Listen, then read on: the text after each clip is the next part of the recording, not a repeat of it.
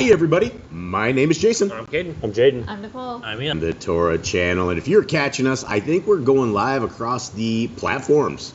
I think it's going live, so wherever you guys are at, if you're on Rumble, if you're on YouTube, if you are on X, if you are on Facebook, shalom, shalom, shalom to everybody out there. This is one of my favorite times of week, and it is one of these things that we have to get a little geared up to do this. We got to get in the mode to make this happen. But once we are here, it is an enjoyable delight that we get to hang out with all of you guys, and we truly love you. And we are at a precipice of the world. We are at a time, and we're going to discuss this. We're at a time right now that is very exciting for all of us who are Torah keepers. For those of you who do not know what a Torah keeper is, it's very easy. The first 5 books of scriptures, Genesis, Exodus, Leviticus, Numbers, and Deuteronomy. Now, these were called and are called the law, the Torah. And for those of you who have never ever heard of the Torah or think that it is some Jewish construct, it is absolutely not. It is a construct that is created by the creator of the universe. We call him Yahuwah. Some people call him Yahweh. A lot of people call him God. But that, unfortunately, is not a name. That's a surtitle. And so we believe that the first 5 books of scriptures have been presented and written down and given to us what the Bible describes for all generations, for all times, for all peoples. If you want to be a part of a real government and not a part of these fake kings that are out there doing the madness that they are doing, then this may be the government for you. For those of you who have come from this, what I'm going to call, and please don't get offended, the satanic religious system. And when I say the satanic religious system, you can't prove me wrong, because I am holding every religion up to what the scriptures say.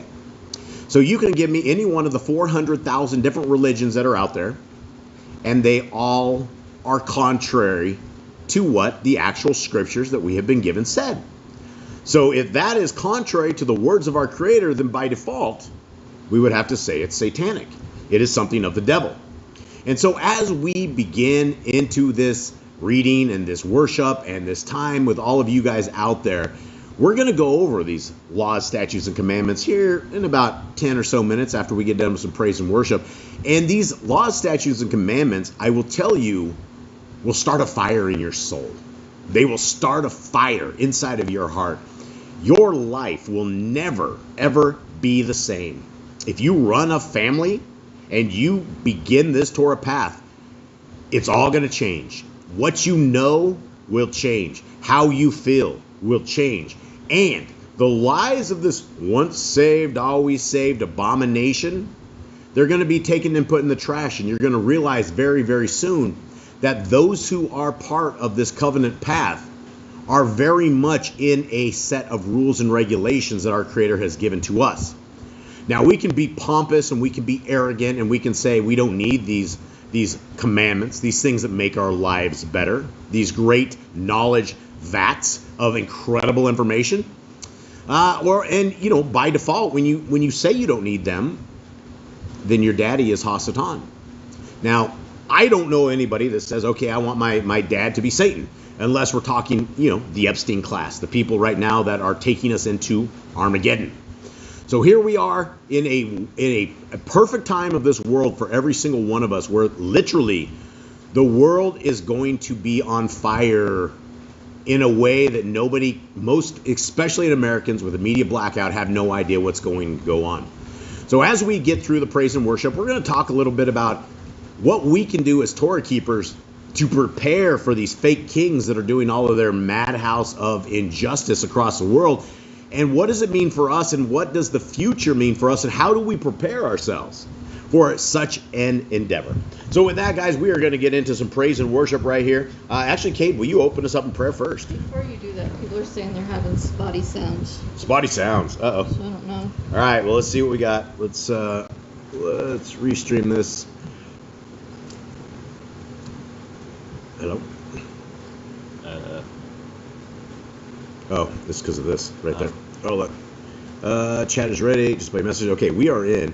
All right, let's see if we can get this stabilized first.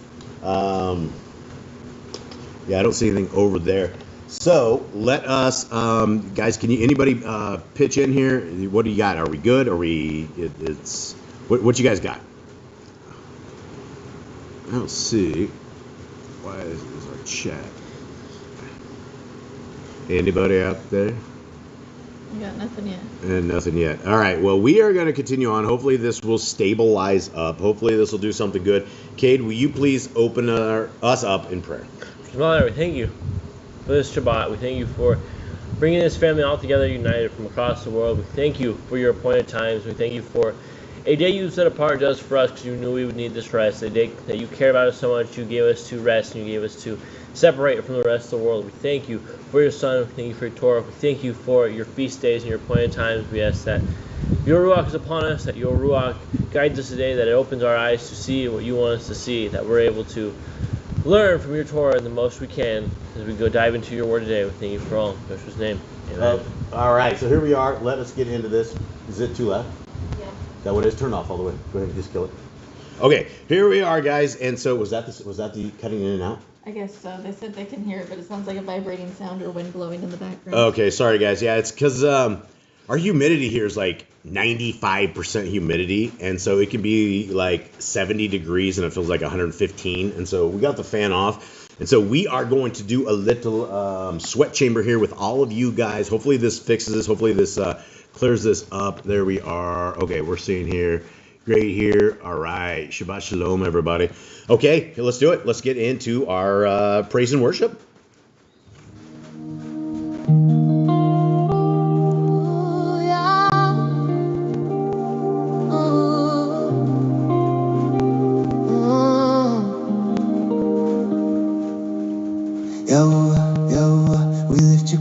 Name, wonders unseen yet perfectly the same. Great engineer, your commands we obey. It's foolish to stray, we choose your way today. Hallelujah, Yahuwah, pick Yahuwah right now. Obedient hearts, before your throne we bow. You are Yahuwah, creation shouts aloud. Keep your Torah ways and wear your esteem proud. Look at your fingerprint etched in my skin. What's it for, Yahuwah? Let the truth rush in. Without those ridges, every cup would slide.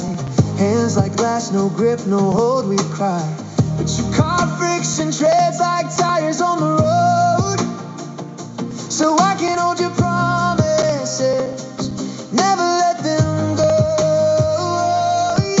Yahuwah, Yahuwah, we lift your Kodesh name. Wonders unseen, perfectly the same.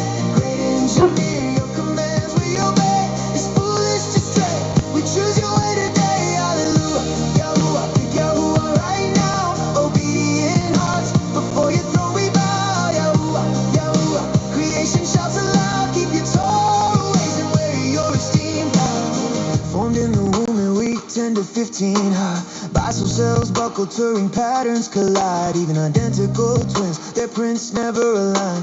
Minutiae dots, bifurcations, poor lines so fine.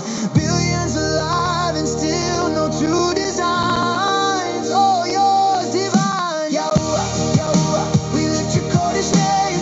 Wonders unseen yet perfectly the same. Great engineer, your commands we obey. It's foolish to stray, we choose your way today. Hallelujah, Yahuwah, pick Yahuwah right now. Obedient hearts, before your throne we bow. Yahuwah, Yahuwah, creation shouts aloud. Keep your Torah ways and wear your esteem proud.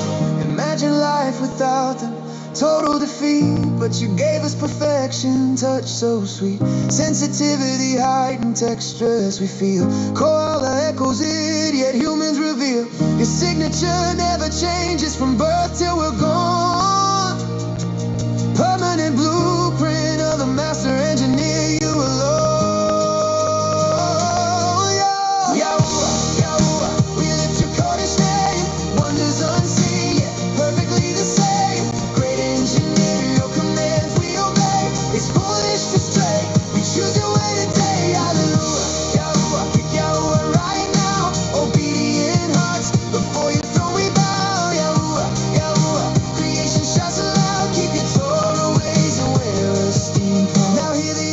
a wave roll off my tongue. Vocal cords, vibrators shaped by palate and lung. Reverberates through teeth sculpted by lips so true. Complex waveforms dancing just for you. Coakley air cells blended liquid grace. Frequency map fires, brain deciphers your praise. It's tuned 20 to 20K. Foam is crystal clear, so every tongue can worship Yahuwah. We're here, Yahuwah, Yahuwah. We lift your Kodesh name. Wonders unseen yet perfectly the same. Great engineer, your commands we obey. It's foolish to stray. We choose your way today. Hallelujah, Yahuwah, pick Yahuwah right now. Obedient hearts before your throne we bow. Yahuwah, Yahuwah. Creation shouts aloud. Keep your Torah ways and wear your esteem proud. All the science bows to the wonders of our King. Yahuwah the Creator, that's why the heavens sing. You said, keep my commands, obedience is life. Foolish to wander, chasing shadows and strife. Pick Yahuwah today, walk in his perfect light. The great engineer designed us for his delight. He lifts your Torah's name, wonders unseen, they're perfectly the same. Commands we obey, it's foolish to stray. We choose your way today. Yahuwah, Yahuwah, Yahuwah, Yahuwah. Obedient hearts before your throne we bow. Yahuwah, Yahuwah. Creation shouts aloud. Keep your Torah ways and wear your esteem proud. Guys, you know, these songs like this, I just wanted to poke in here on this thing. And you know, this song is called Fingerprints of Yahuwah.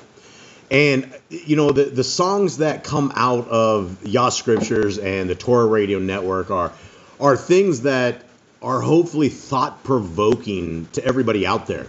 This particular song is simply about fingerprints and about the way the audio that you and I can communicate. And I want you to take a quick second, and all glory and praise and honor goes to our Creator. Imagine your little fingertips, your little nubs, with no fingerprints on them, right? You don't have the ability that we do. And a lot of people don't even realize that these fingerprints on our fingers are so unique that out of billions of people, even biological twins that are paternal twins that are the exact same, out of the same egg, they have different fingerprints. Every time that we pick up a glass, every time that we do anything, we are experiencing the power and the strength and the wonder and the design abilities of our Creator. Imagine feeling things without having fingerprints. We don't have the little tire ridges in our fingers. We wouldn't be able to have the same kind of feeling, sensations. This is all reasons that our Creator is worthy to be praised, that there is no greater designer, there is no greater government, and there is nobody better to serve than our Creator. And I'm proving this by just simply pointing out things that are incredible. Just imagine what a world without fingerprints would be like. All right, off to our next song.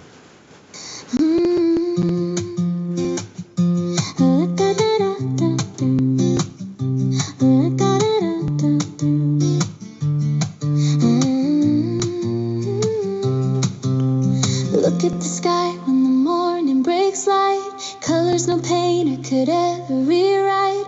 Mountains stand tall like they're calling his name. Nothing from nothing, this world's not a game. Oceans are moving with rhythm and breath. Life in the waters defying all death. Every detail is speaking aloud. Yahuwah's glory uncovered, unbowed. We are wonderfully made, driven out what we see. From the depths of the sea to the stars endlessly. Every creature declares, every heartbeat proclaims Yahuwah is great, forever he reigns. No light can erase what creation displays. Truth is alive in 1,000 small ways. Open your eyes, let the darkness be gone. Yahuwah is king, we've known it all along.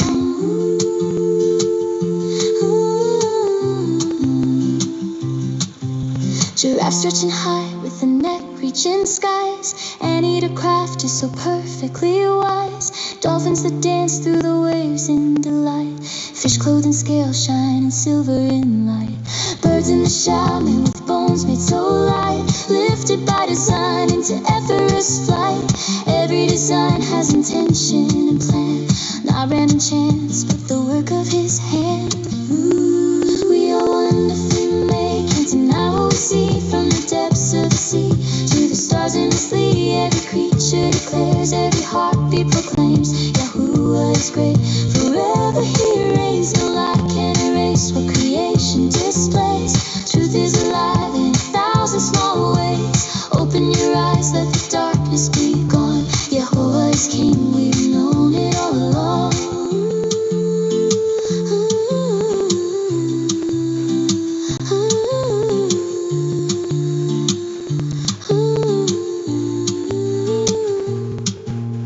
They told us stories that life came by chance, chaos and time in a meaningless dance. But we were formed from the dust by his hand, breath of life given just as he planned. Order and beauty don't come from the void. Truth stands unshaken, it can't be destroyed. Intellect shines in the smallest design, patterns and purpose in every lifeline. Ooh, we are wonderfully made, can't deny what we see from the depths of the sea to the stars endlessly. Every creature declares, every heartbeat proclaims, Yahuwah is great. Forever he reigns, no light can erase what creation displays. Truth is alive in 1,000 small ways. Open your eyes, let the darkness be gone. Yahuwah is king, we've known it all along. Why do we serve him? The answer is clear. No one is greater, no one comes near. Power and wisdom, mercy and might, source of all life and the giver of light. His name is written in all that exists, in every detail the world can't resist. He is the reason our hearts beat inside, calling his people to walk set apart lives. We are wonderfully made, can't deny what we see from the depths of the sea to the stars endlessly. Every creature declares, every heartbeat proclaims, Yahuwah is great. Forever he reigns, no light can erase what creation displays. Truth is alive in 1,000 small ways. Open your eyes, let the darkness be gone. Yahuwah is king, we've known it all along. Let's keep his commands, be the set apart flame, living in truth, lifting high his name, walking in light while the world fades away. Chosen and called for this very day. No more deception, no more disguise. Truth is revealed before all our eyes. Creation is shouting, can't you hear the sound? Yahuwah is king, let his people stand now. We are wonderfully made, let the whole world sing. Every tribe, every tongue, Yahuwah is king. From the earth to the Shamayim, his glory remains. Yahuwah is great, forever he reigns. Truth never fades, it's alive and it stays. Written in life in a million ways. Rise up as people, let your voice belong to Yahuwah alone. This is our song.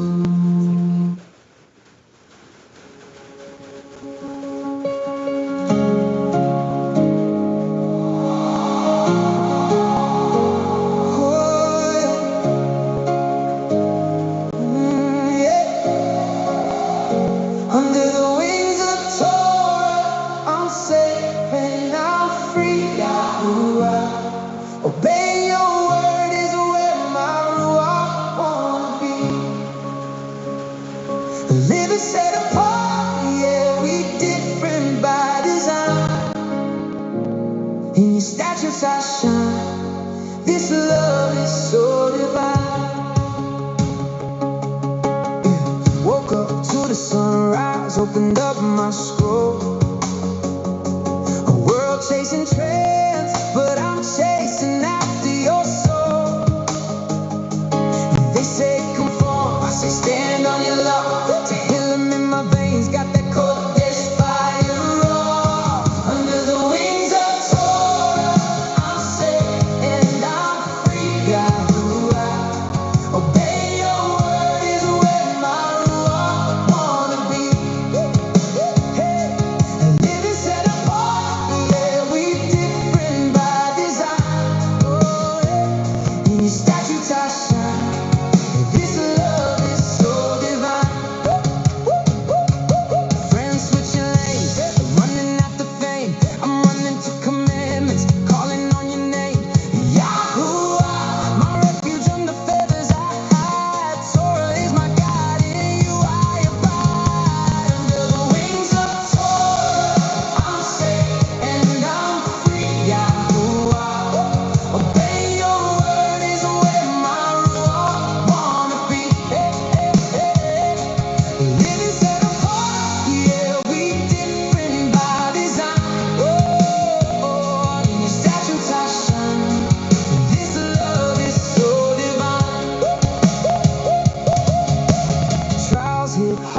heart, your law is my shield.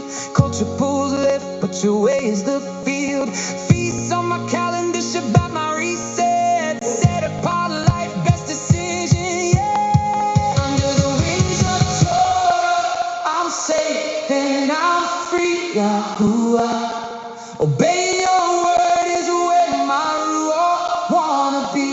Hey, hey, hey, I live and set apart. Yeah, we different by design. Oh, and in your statutes I shine. This love is so divine. Hey, hey, hey, hey. Now the light is spreading, others catching the glow. Seeing how it's cool to let your Torah flow.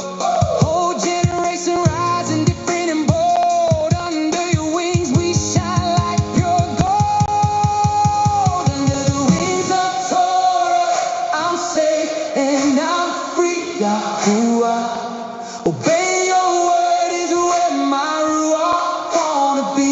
Hey, hey, hey, I live and set apart. Yeah, we different by design.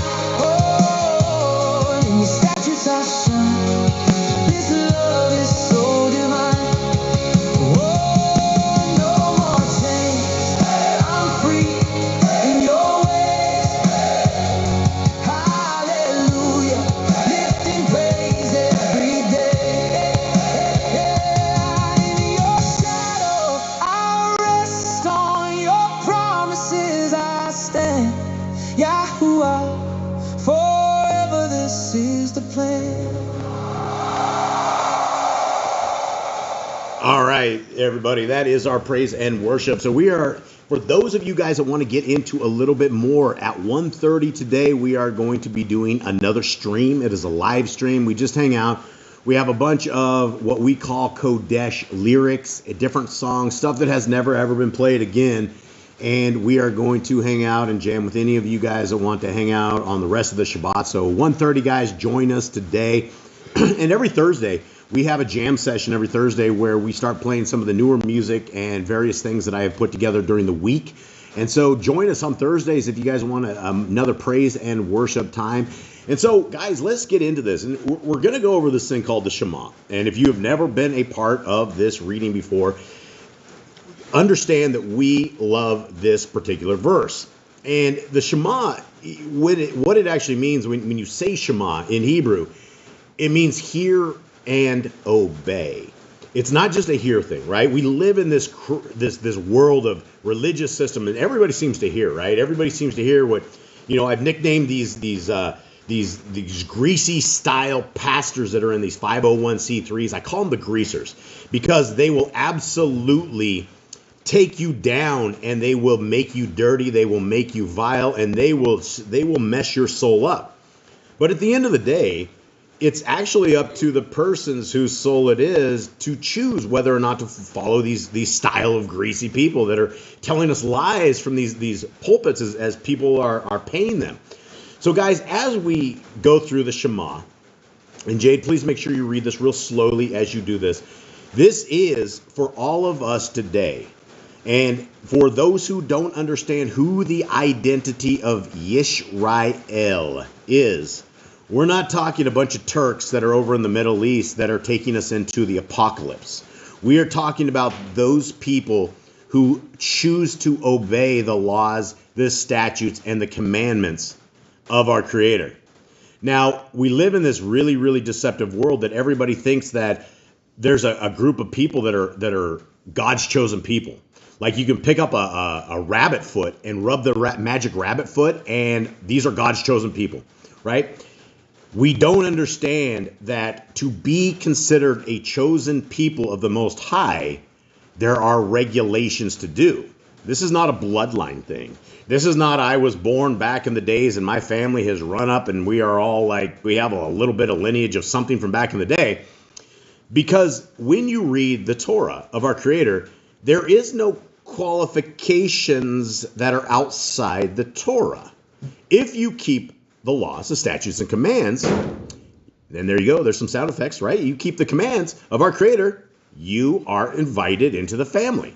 Now, to be invited in the family is a huge thing, right? All of a sudden, we start looking different than the world. We start smelling different than the world. Everything that we do is different. And that is the Torah walk. You know, and when you get lit up in the Torah, when the Torah lights your life up, everything changes, right? The way you worship, the way you think, the way you operate. Here we are on a Shabbat day, and we are very gladly resting on this day. So for all of you guys out there who don't know who you are, I would invite you into the tribe of Yisrael. Let's begin with that. Jade. Hear, O Yisrael, Yahuwah Elohim, Yahuwah is one. And you shall love Yahuwah your Elohim with all your heart, and with all your being, and with all your might. And these words I am commanding you today shall be in your heart, and you shall impress them upon your children, and shall speak of them when you sit in your house, and when you walk by the way, and when you lie down, and when you rise up. And shall bind them as a sign in your hand, and they shall be as frontlets between your eyes. And you shall write them on the doorposts of your house and on your gates. Beautiful. Beautiful, slowly read. Thank you very much, Jade. I really appreciate that. Now, guys, this is beauty, right? So here we are. We have instructions that the words, a lot of people don't understand what words we're talking about. Now, we're not talking about just the 10 commandments in Exodus 20. We're talking about all of these commands. We're about to go over them here in just a second, and I would hope that you would agree that what we're about to read is extremely logical, right? It's very, very logical.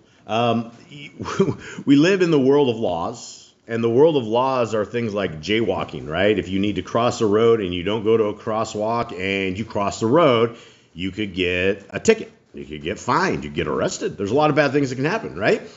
Those are frivolous laws. Those are things that don't make a tremendous amount of sense. I mean, I get it if you're in a big city and people have a problem walking across the road, but for most of us, we don't have a problem with jaywalking, and it seems kind of weird that if we need to cross the road, we got to go all the way down the end, find a crosswalk, and make it happen just to stay in government legal, right? So here we are with a set of laws, these statutes and commandments that make a tremendous amount of sense. And before we get into them, I would like Miss Nicole to give us, all of our brothers and sisters who are out there, give them a big welcome, a shout out. Thank you guys again for everybody who's now and everybody who's in the future. We thank you very much. And going with YouTube's little power structure here, if you guys could give us a like right down below, and any comments you guys do, the only way that YouTube will ever push this out to the rest of the world is by you guys giving thumbs up and various things like that. So if you guys could do that, I'd really, really appreciate it. I never ever say that because I kind of just, I'm like, let y'all do this. But maybe I should do a little encouragement as well. So Miss Nicole, who do we got? All right, we have Sarah and William. We have Charles, Danny Boy, Christina, Constance Bailey, new name, welcome to you. Brandy and family, Jeremy and Callan, Anthony, new name as well, welcome. Rick Johnson, Sue Smith, Sister Barb and family, Yahuwah's Bat. Let's see who else we got. Joanna. I'm scrolling. Loving Yah. And I think that's Obi Lines, Honeymoon Stitch, and then I think that's everybody. All right. If I missed anybody, I apologize. Yep. All right. Well, beautiful family. Here we are. Let us get into a set of commands. And again, for those who have not been on this channel before, these could very much save your soul. This is, we're not here selling a once saved, always saved. What we're selling is we're selling the guides to life. In fact, there's no sales here because there's no way to even donate anything to us. So we're really, we're a door-to-door salesman without you having to pay for anything. The only thing that you guys have to do is understand. And when we understand these laws, statutes, and commandments, life will become better. So commandment number 1 is a great one. It's one of these ones that is, it's easy to become a lounge lizard. It's easy to become one of those guys that doesn't do what he needs to do. And our Creator has very clearly said that our endeavor here on earth is to be fruitful, is to be one of those guys that is building the kingdom, that we are building our lives, that we're building our families, and we're doing everything to make the time that we have to the very best of our abilities. Commandment number 2. Multiply. Yahuwah said to multiply across the earth, to bear fruit and multiply. Replenish the earth. We're supposed to give back to the earth. We're supposed to replenish it. When we take away from it, we're supposed to give back. So do it. Have been every living fish, fowl, and every living creature. We should be the ones in charge of the animals, not the animals in charge of us. We are bearing in every tree is for food.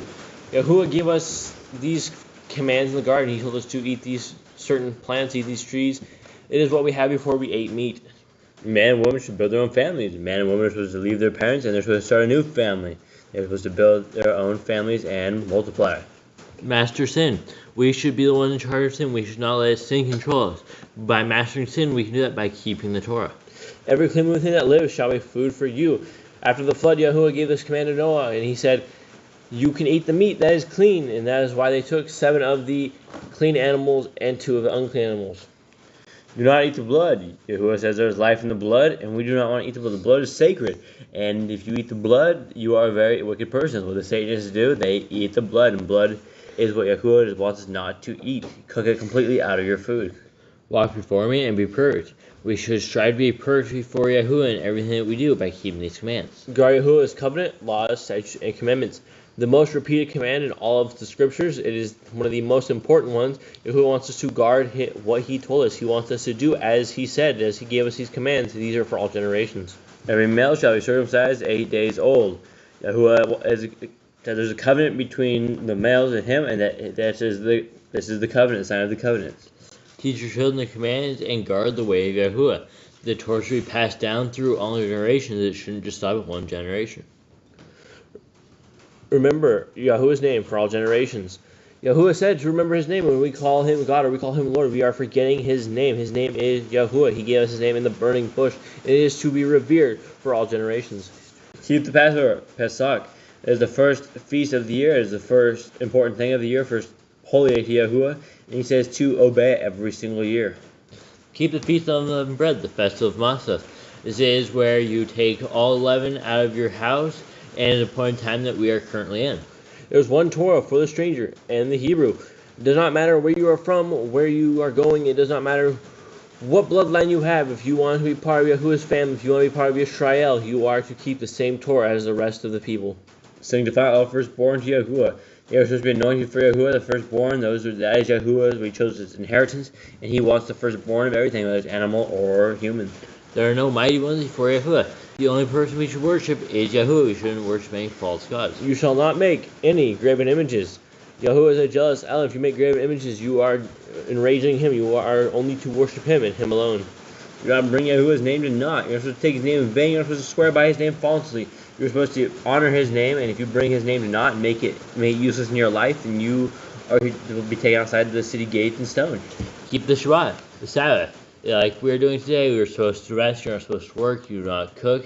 It is a day of worship and rest to Yahuwah. And it's also a sign between you and the creator of the universe, right? Do you want to be marked as a child of the Most High?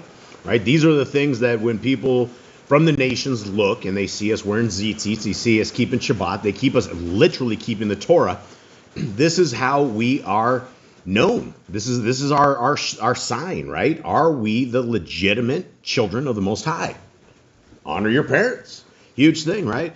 Tons and tons of stuff. You know, we live in a very degraded society, and you know it has become very evident that you know we have a problem inside of families today. We have these nuclear families that are there's no males and females, and it's split up and all these other things, and we end up growing up and not understanding that we need to be honoring our parents, and we just create generations of great evil. So for parents out there, right, this is a big thing to instill in our kids, right, to do this, and you won't regret it when the kids are old. Do not kill. You are not supposed to take life. You're not supposed to be in charge of whoever takes life and who controls. That is up to Yahuwah. If the person is to live or die, you are not supposed to be in that position where you are taking someone's life. Do not break wedlock. Marriage is a sacred thing, and you do not want to cheat or be the person that breaks the covenant between the two people.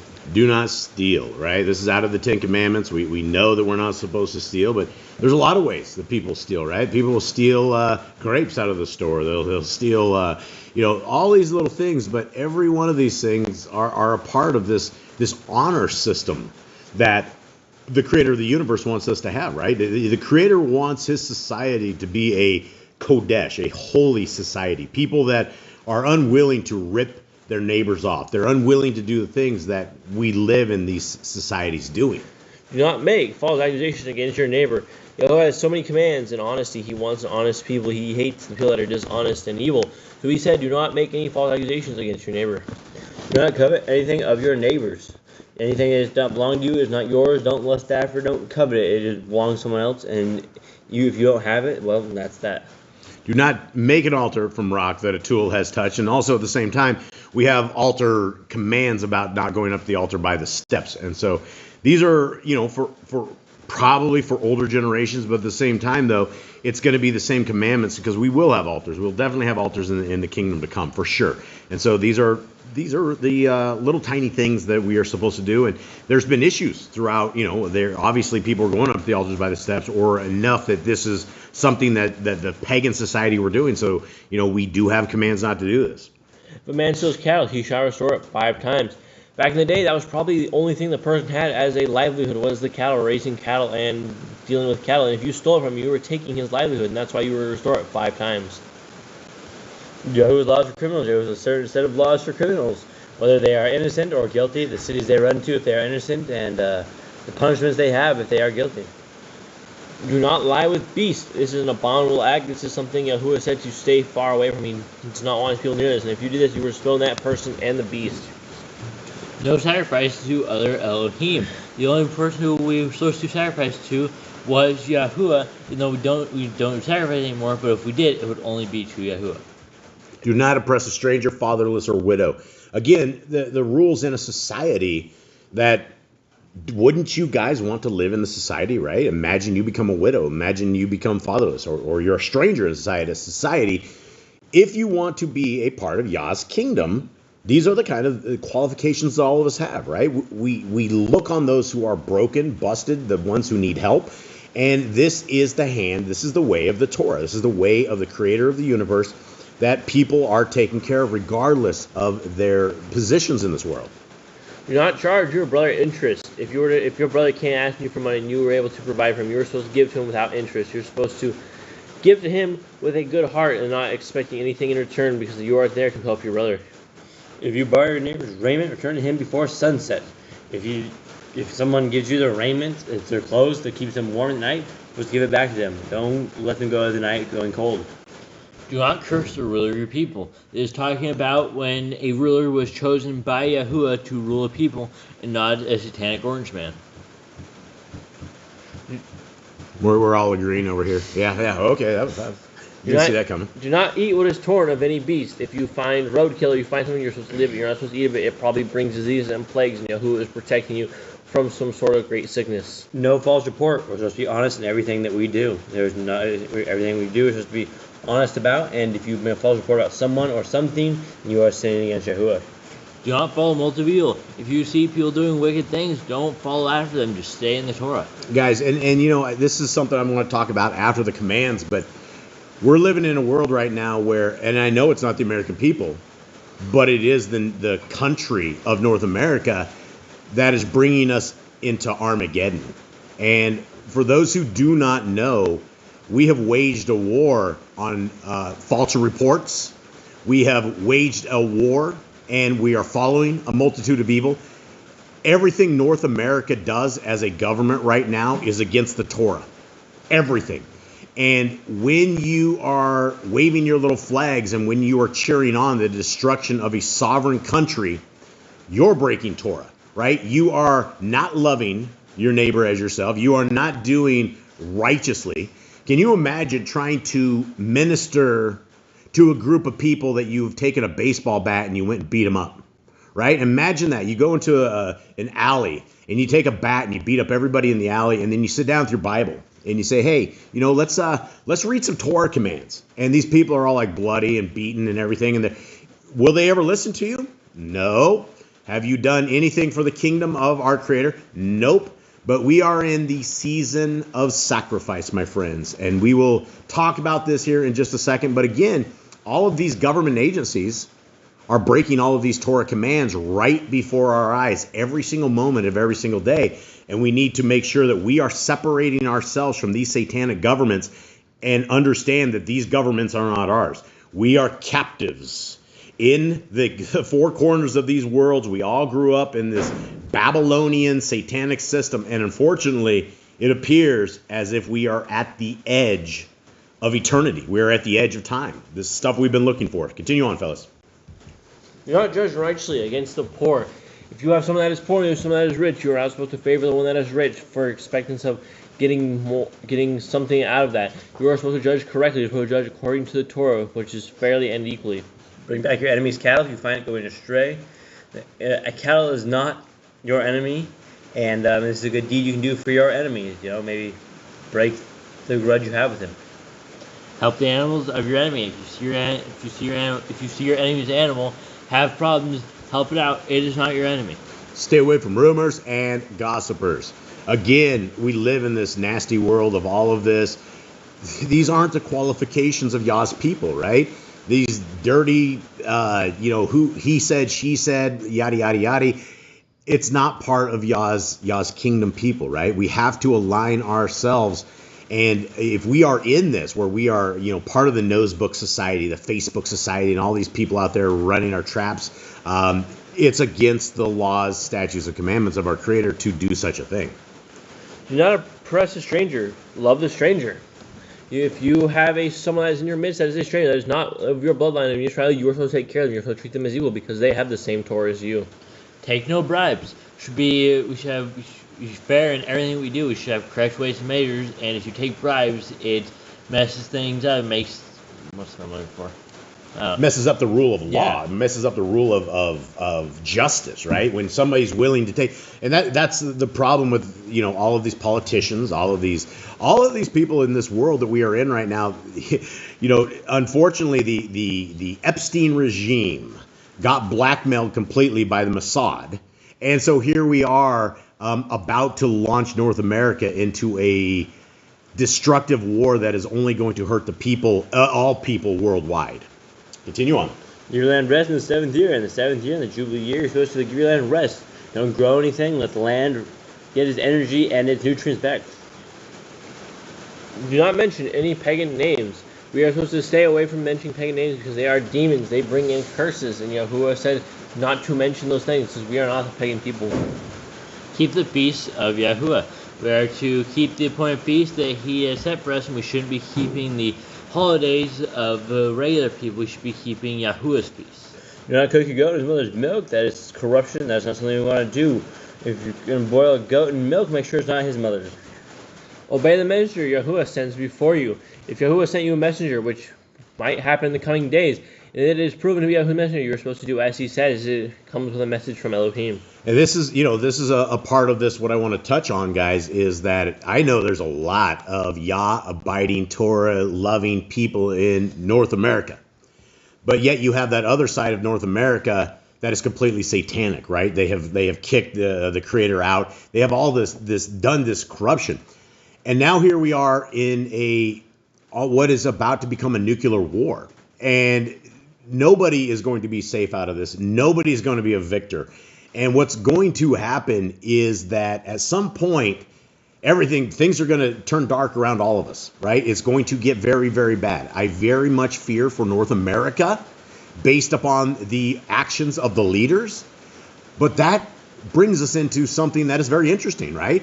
We know that there's going to be a second Exodus. We know that the world has to erupt and blow up simply as it's doing right now to bring these end times here.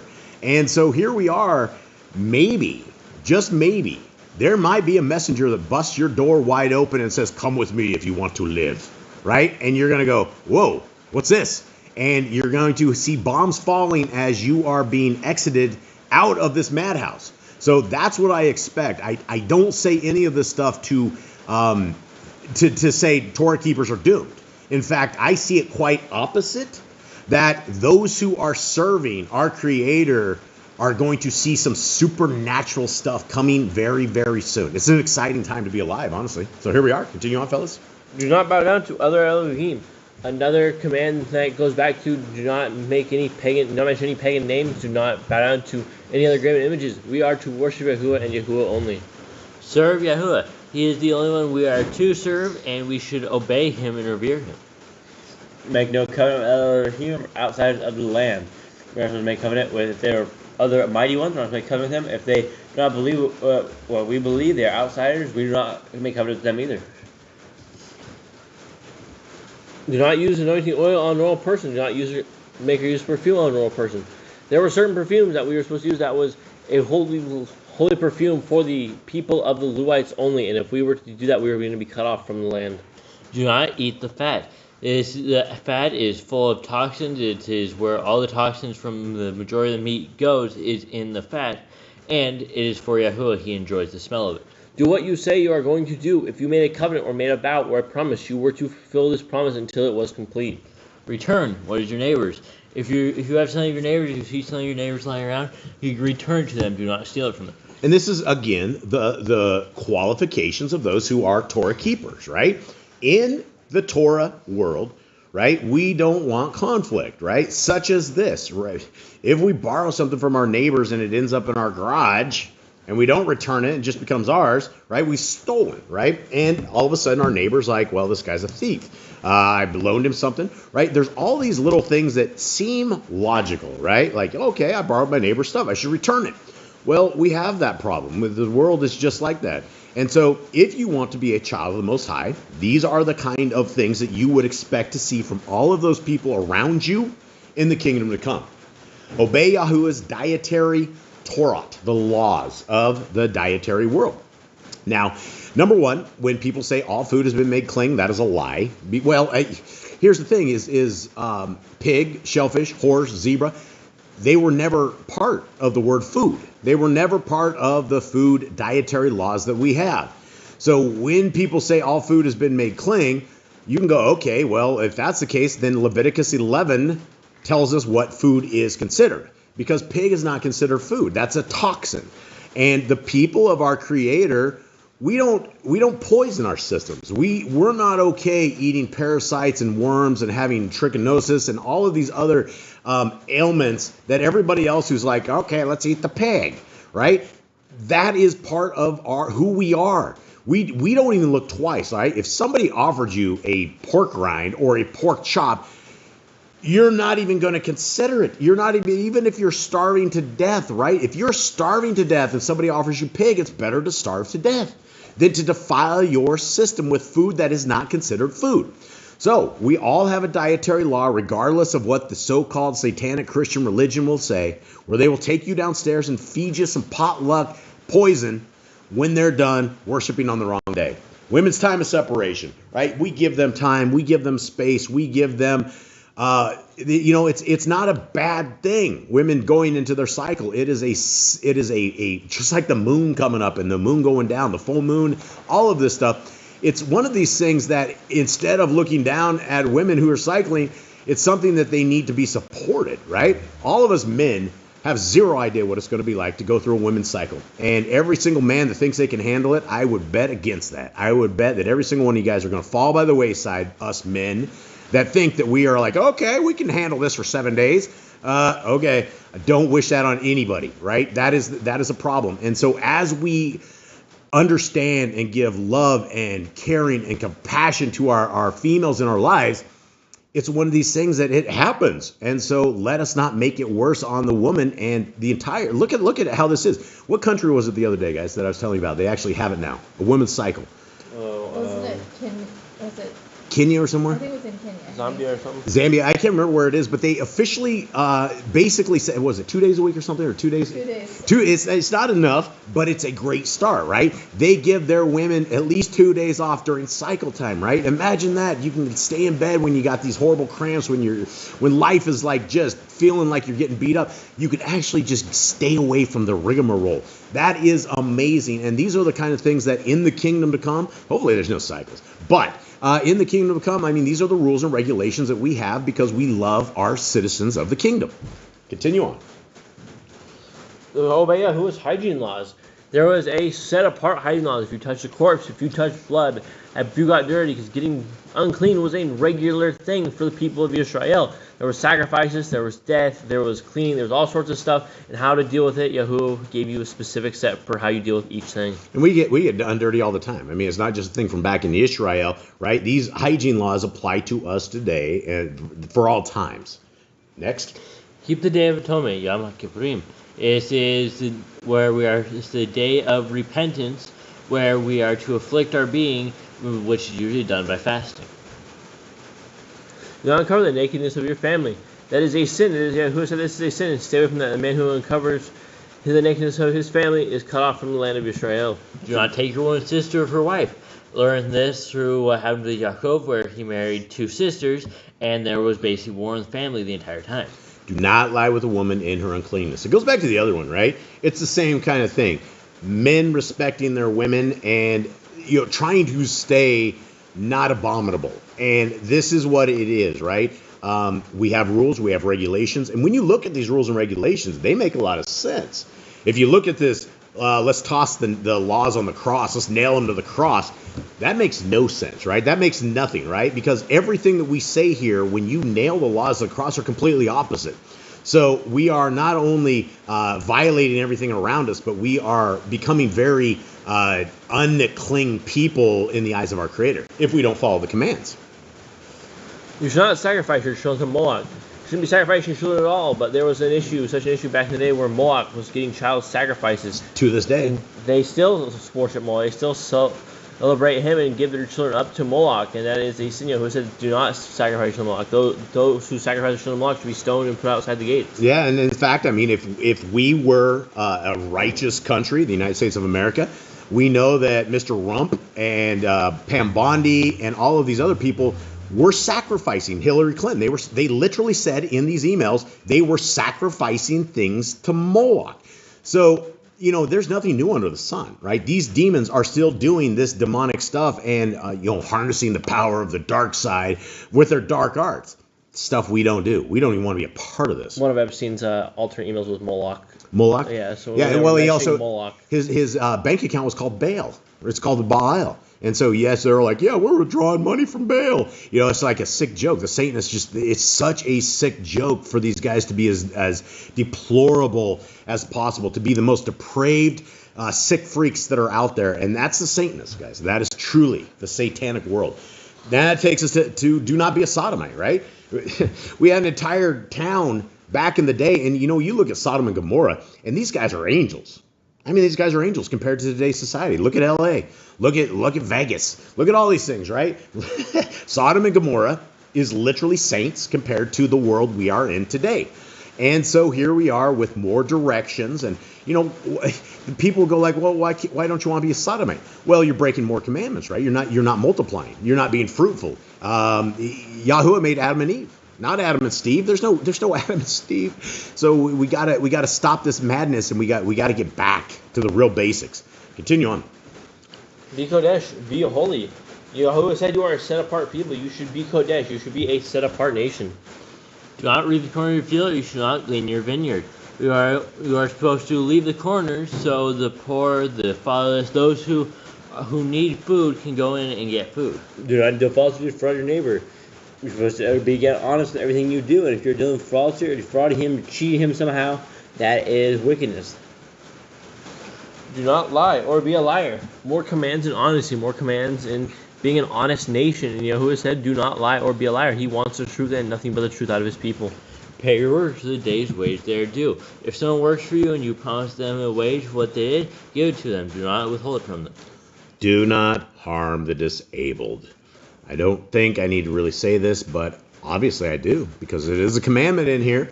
And so there's a tremendous amount of ways that we harm the disabled. And you can say a widow is completely disabled, right? Somebody that's lost her husband and no longer has the stability in their house, right? Those are all the kind of people. There's a lot of disabled out there, and there's a lot of ways that we can put our hands to making somebody's life a little bit better.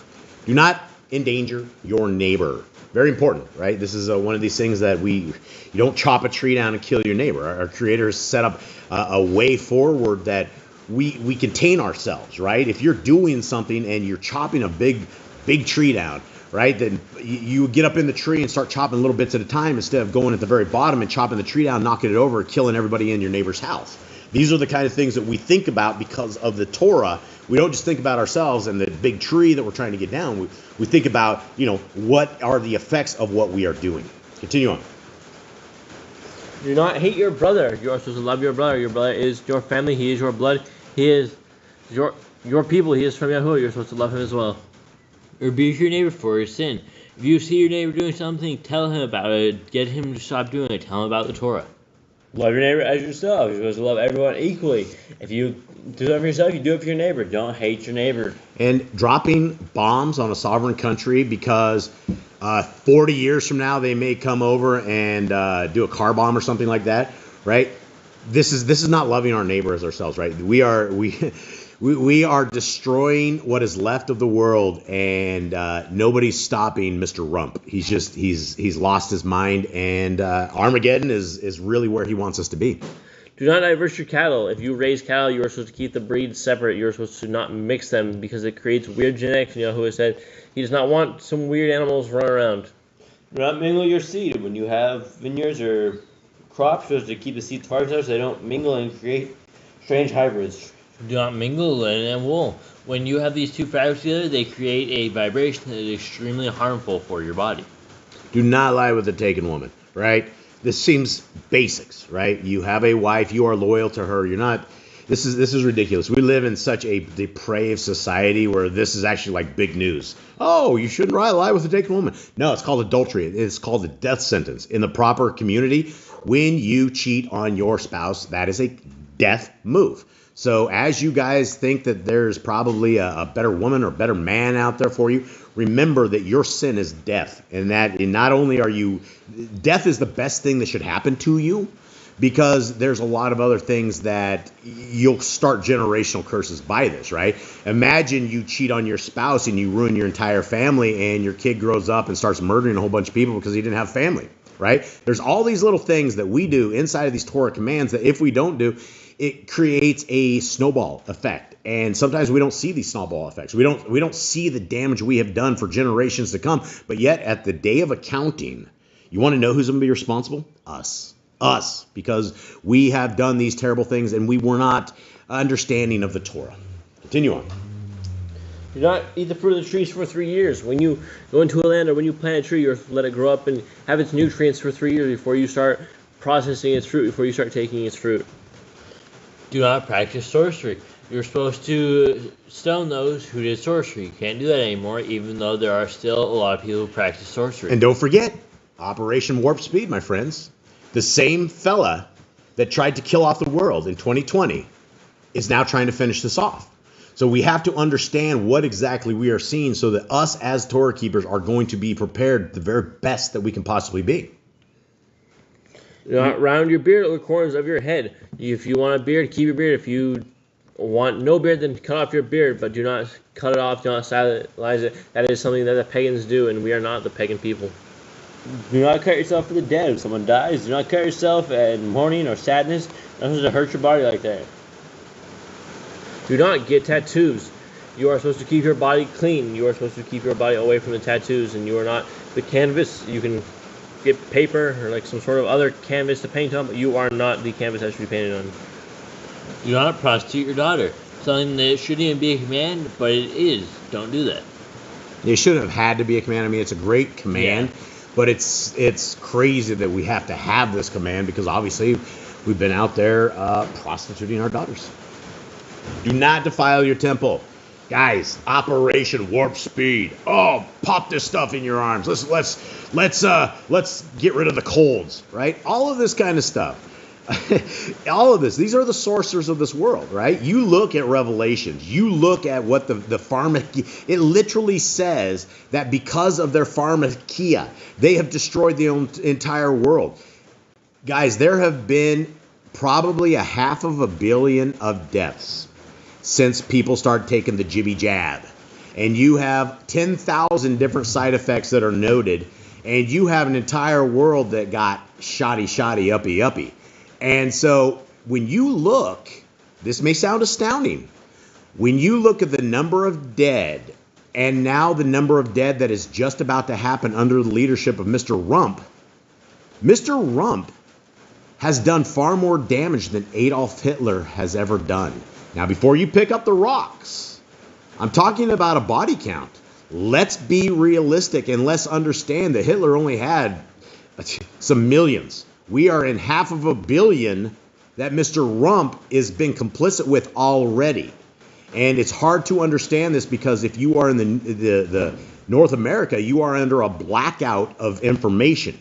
You're not going to find the truth on the satanic CNN and Fox News and all this demonic stuff. But it's all part of where we are at right now. Finish up, fellas. Do not consult the medium. You are supposed to stay away from these sorcerers. You're supposed to stay away from these evil people.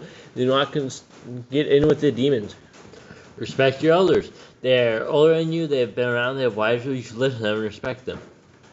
Have correct weights and measures. When you're doing business, you're supposed to be fair and just. You're not supposed to cheat people out of their money.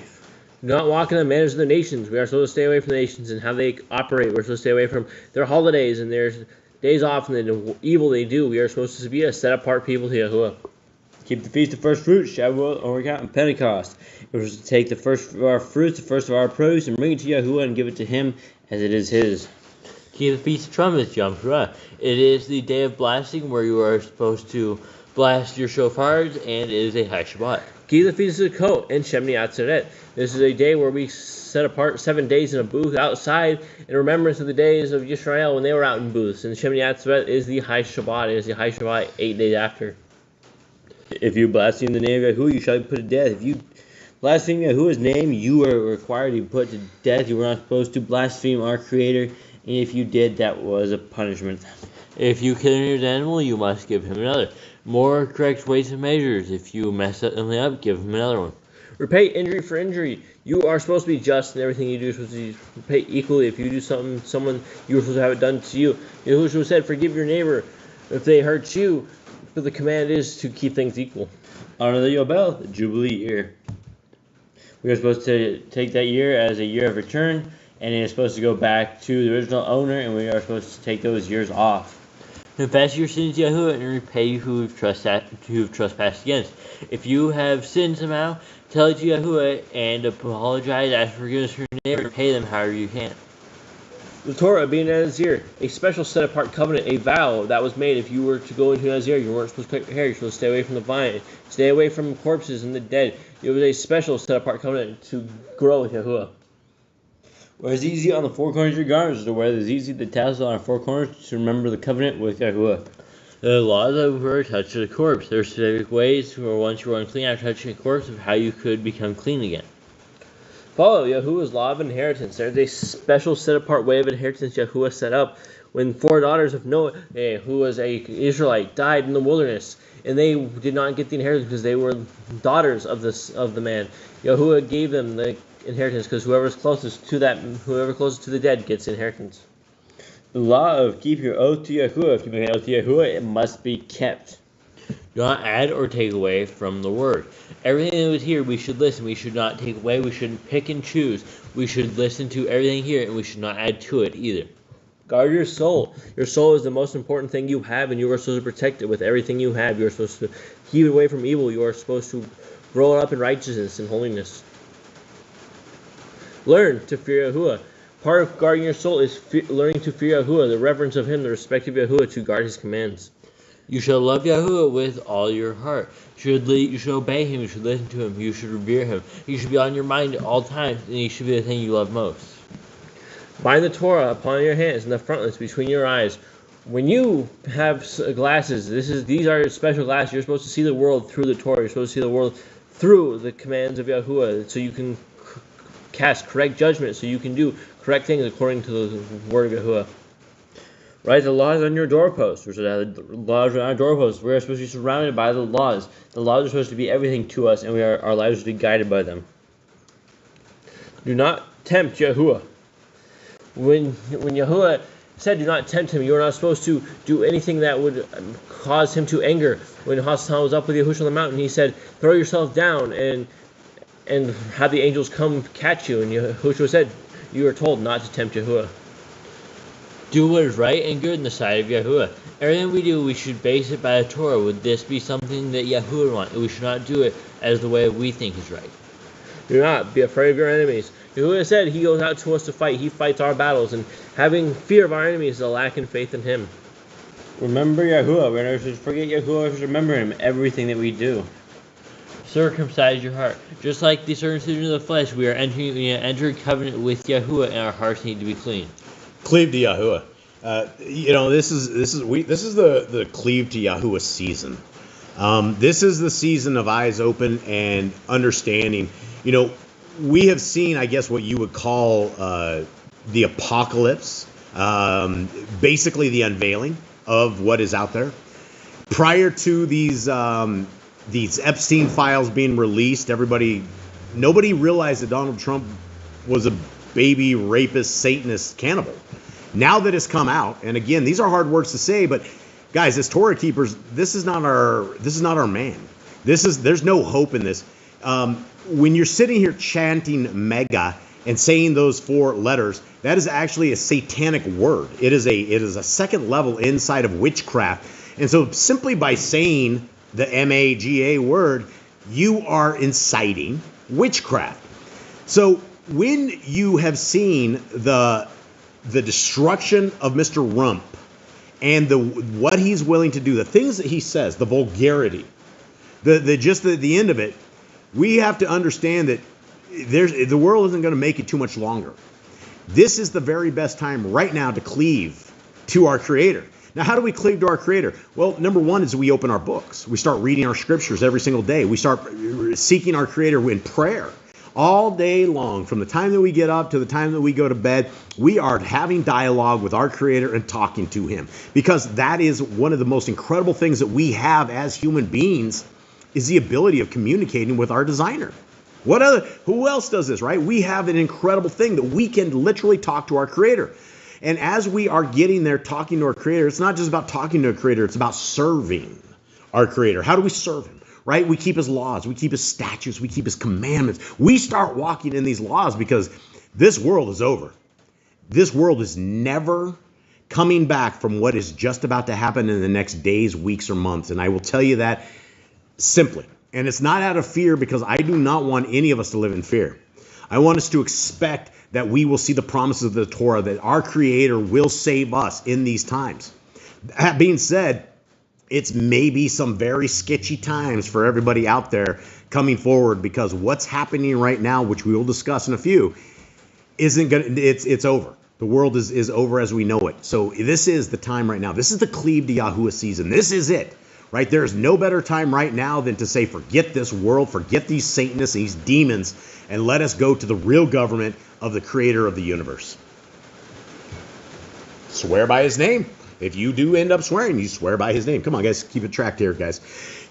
Keep it, right? You swear by His name if you do it, but be very careful. Don't make an oath in the name of Yahuwah, and don't do it, right? That is very, very, very bad. Destroy graven images.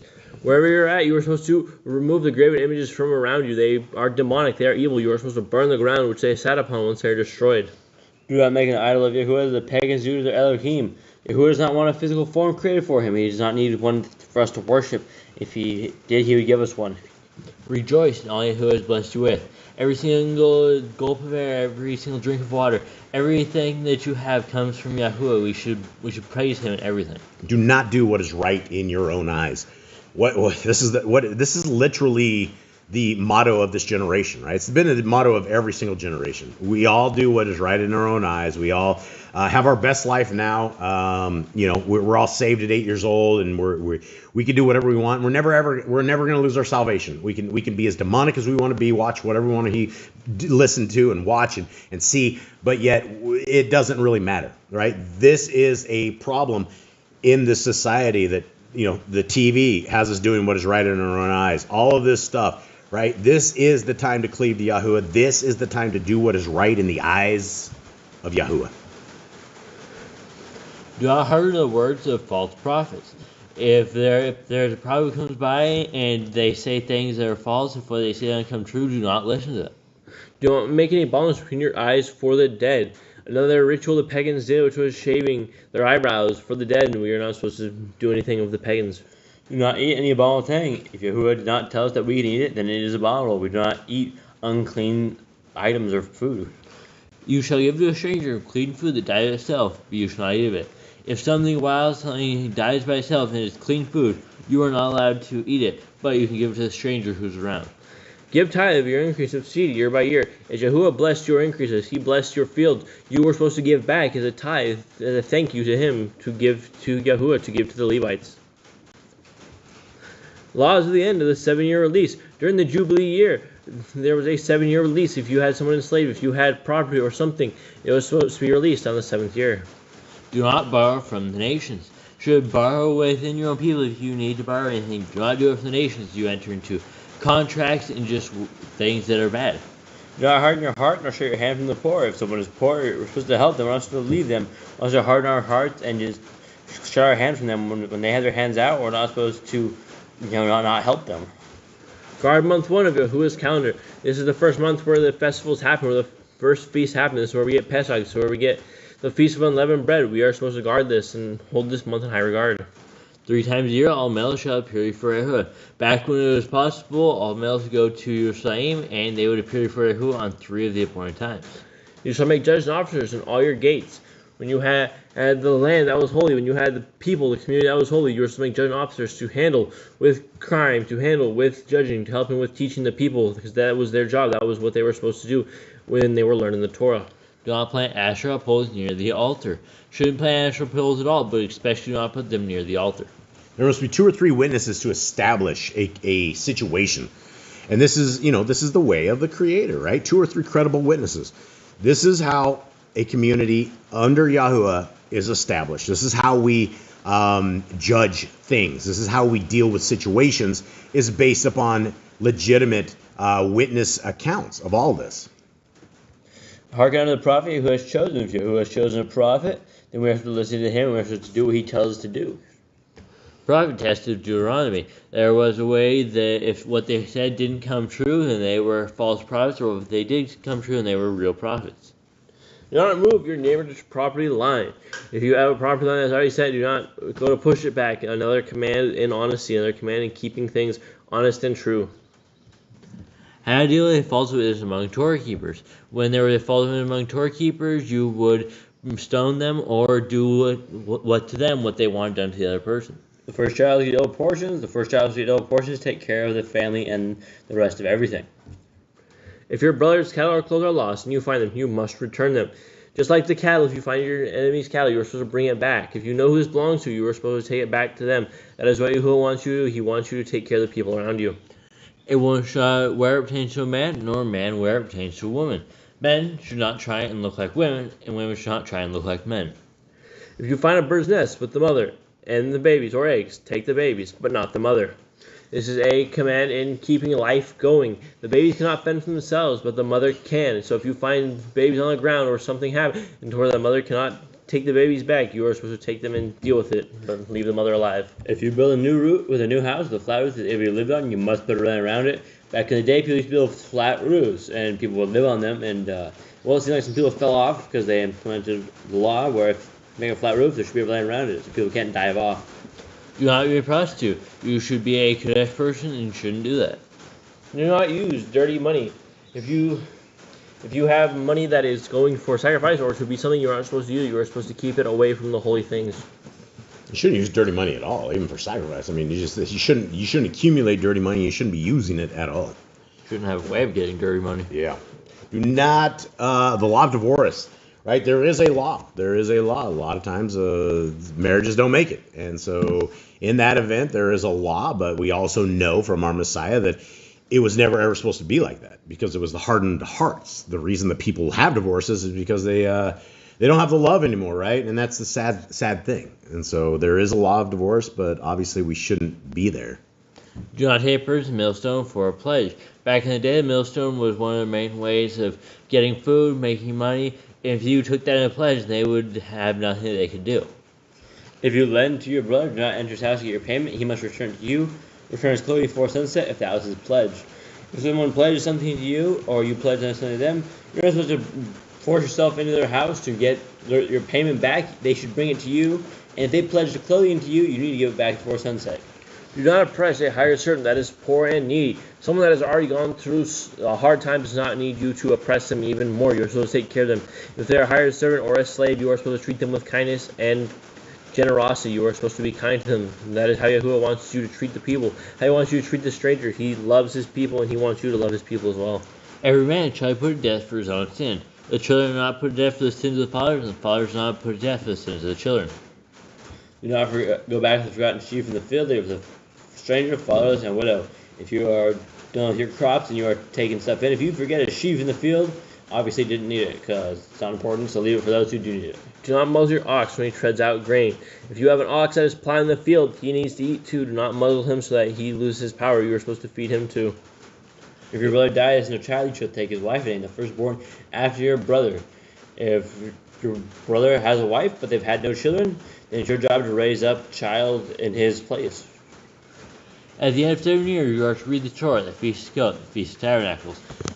Okay, beautiful family. So before we get into the reading of this, I want to talk to you guys a little bit about some of the stuff that I'm seeing here. And again, I debated on whether or not I should even bring this up because there's a certain level that I don't even want to stress anybody out. And this is especially on a Shabbat. But I don't think that we need to look at this as something of a stress level. But I do think that everybody should be very much aware of what is happening and what is going on because the United States has a media blackout. And for those of you guys who do not understand this, right now there's been nearly 1,000 U.S. soldiers that have been killed inside of Iran. You have Donald Trump with a satanic number of 13. Oh, guys, and he says 13 because that is the actual Illuminati families. There's like 13 Illuminati families, and so 13s, 33s, all of these, there's a bunch of numbers in there that are all satanic. And these guys are all satanic, right? And so he's like, well, there's been 13 people that have been killed, and God bless them. That's what he says. But for the rest of the people that are out there, guys, there's 1,000 dead U.S. soldiers. And this is the crazy thing. I truly believe that we have found the man of sin. And I may be proven wrong, but I can't imagine that it would ever be anybody else that could do anything of this nature. And it started off with Operation Warp Speed and the killing off of 500 million people. Then it has gone on, and now here we are. And 100% of everything Mr. Rump says is backwards. He says we're winning in Iran. Iran has completely smoked the U.S. 1,000 dead soldiers. Yesterday alone, they knocked out 3 F-16 and F-35 jets. They've sunk boats.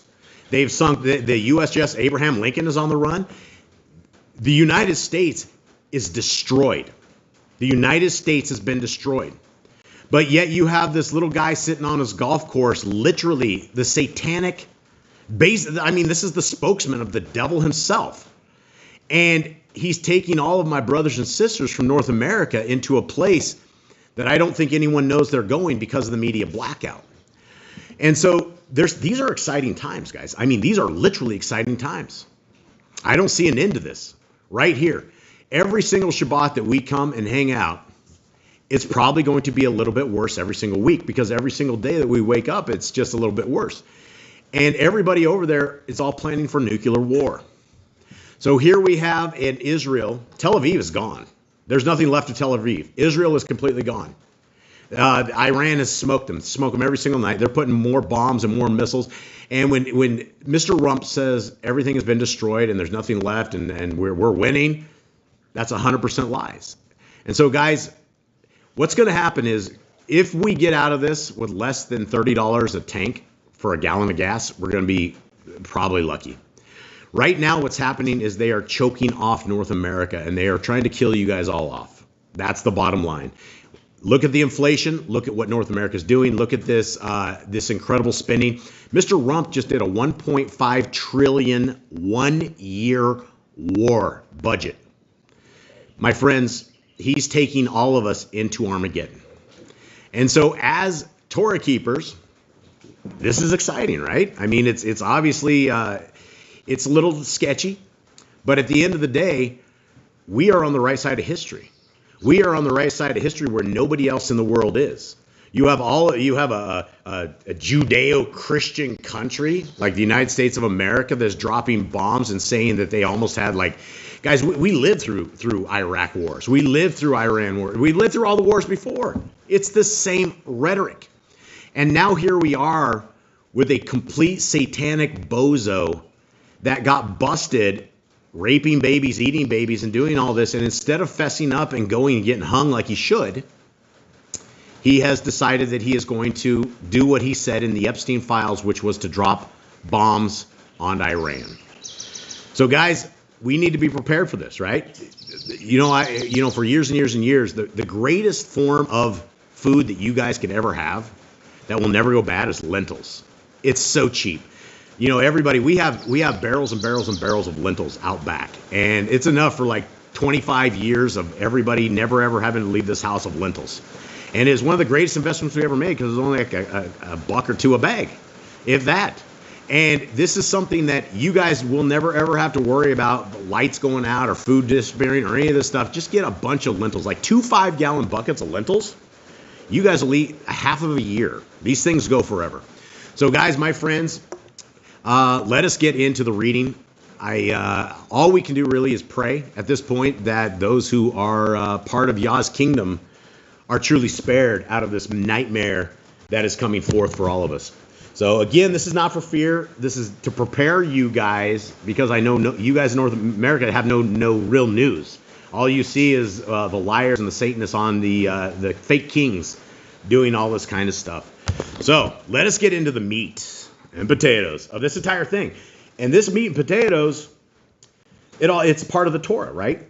And according to the scriptures, the Torah is what salvation gives us, right? We don't have to worry about these crazy kings. We don't have to worry about revelation right before our eyes coming to fruition.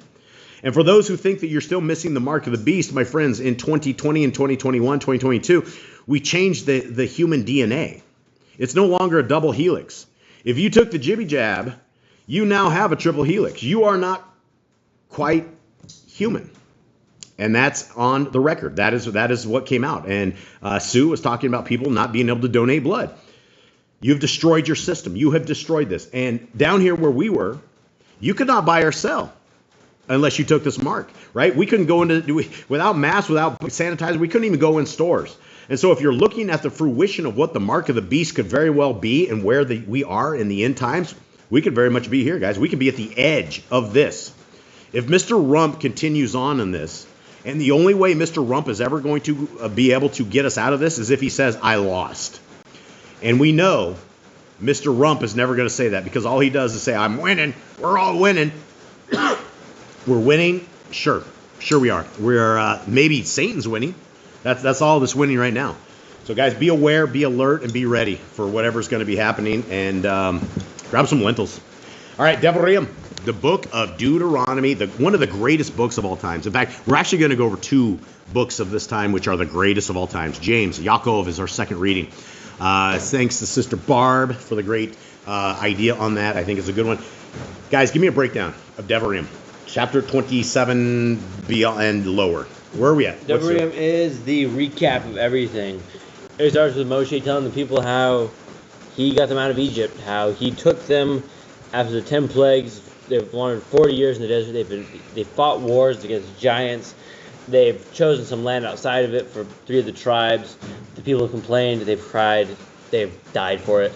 They got punished. They worship mighty ones. They start mingling with other nations they're supposed to destroy, and then they get punished again. And Moshe is giving a recap of everything that these people have done and what their ancestors did. And we're on a new generation that's ready to go inside of the promised land.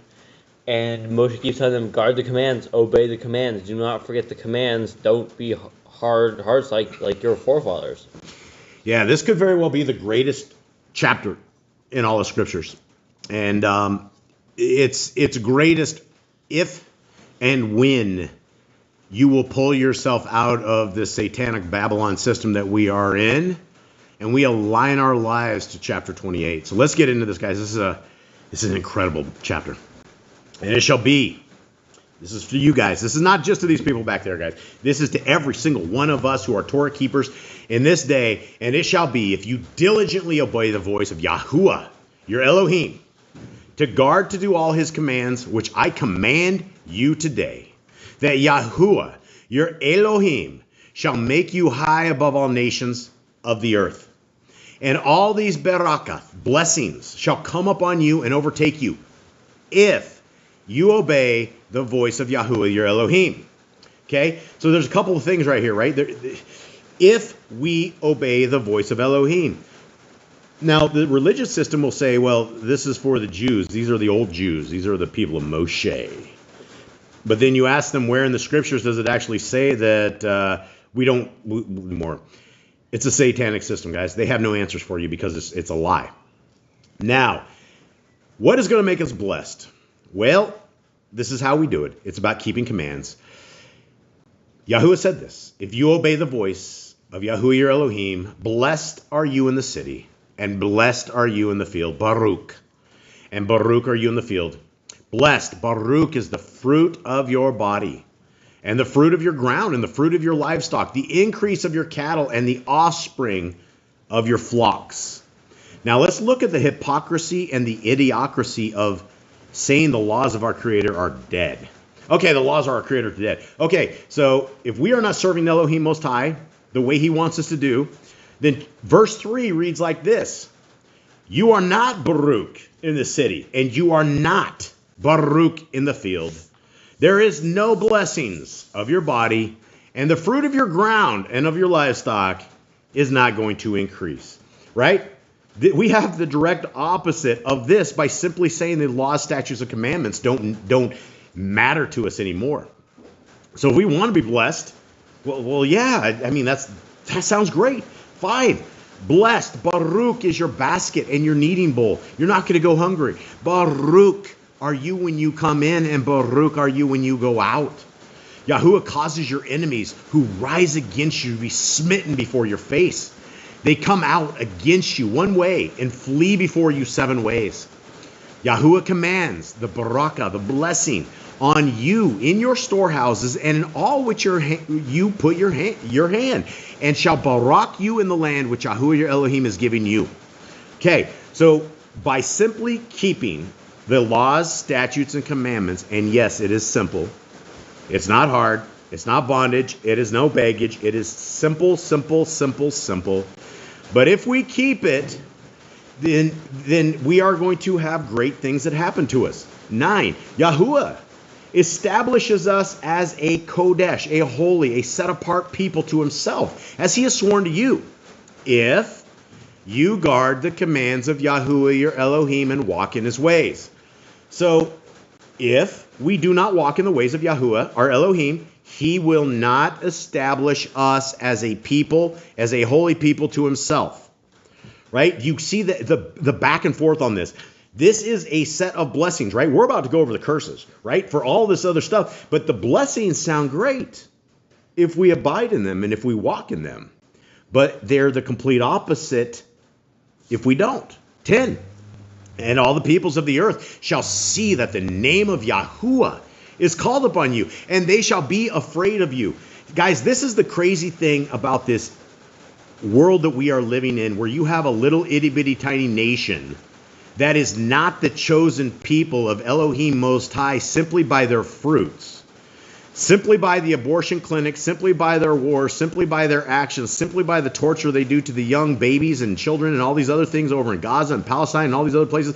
These are not the children of the Most High, right? The blessings that Israel had back in the day, that if you bless Israel, I will bless you, does not apply to the people of today. They are not Israel.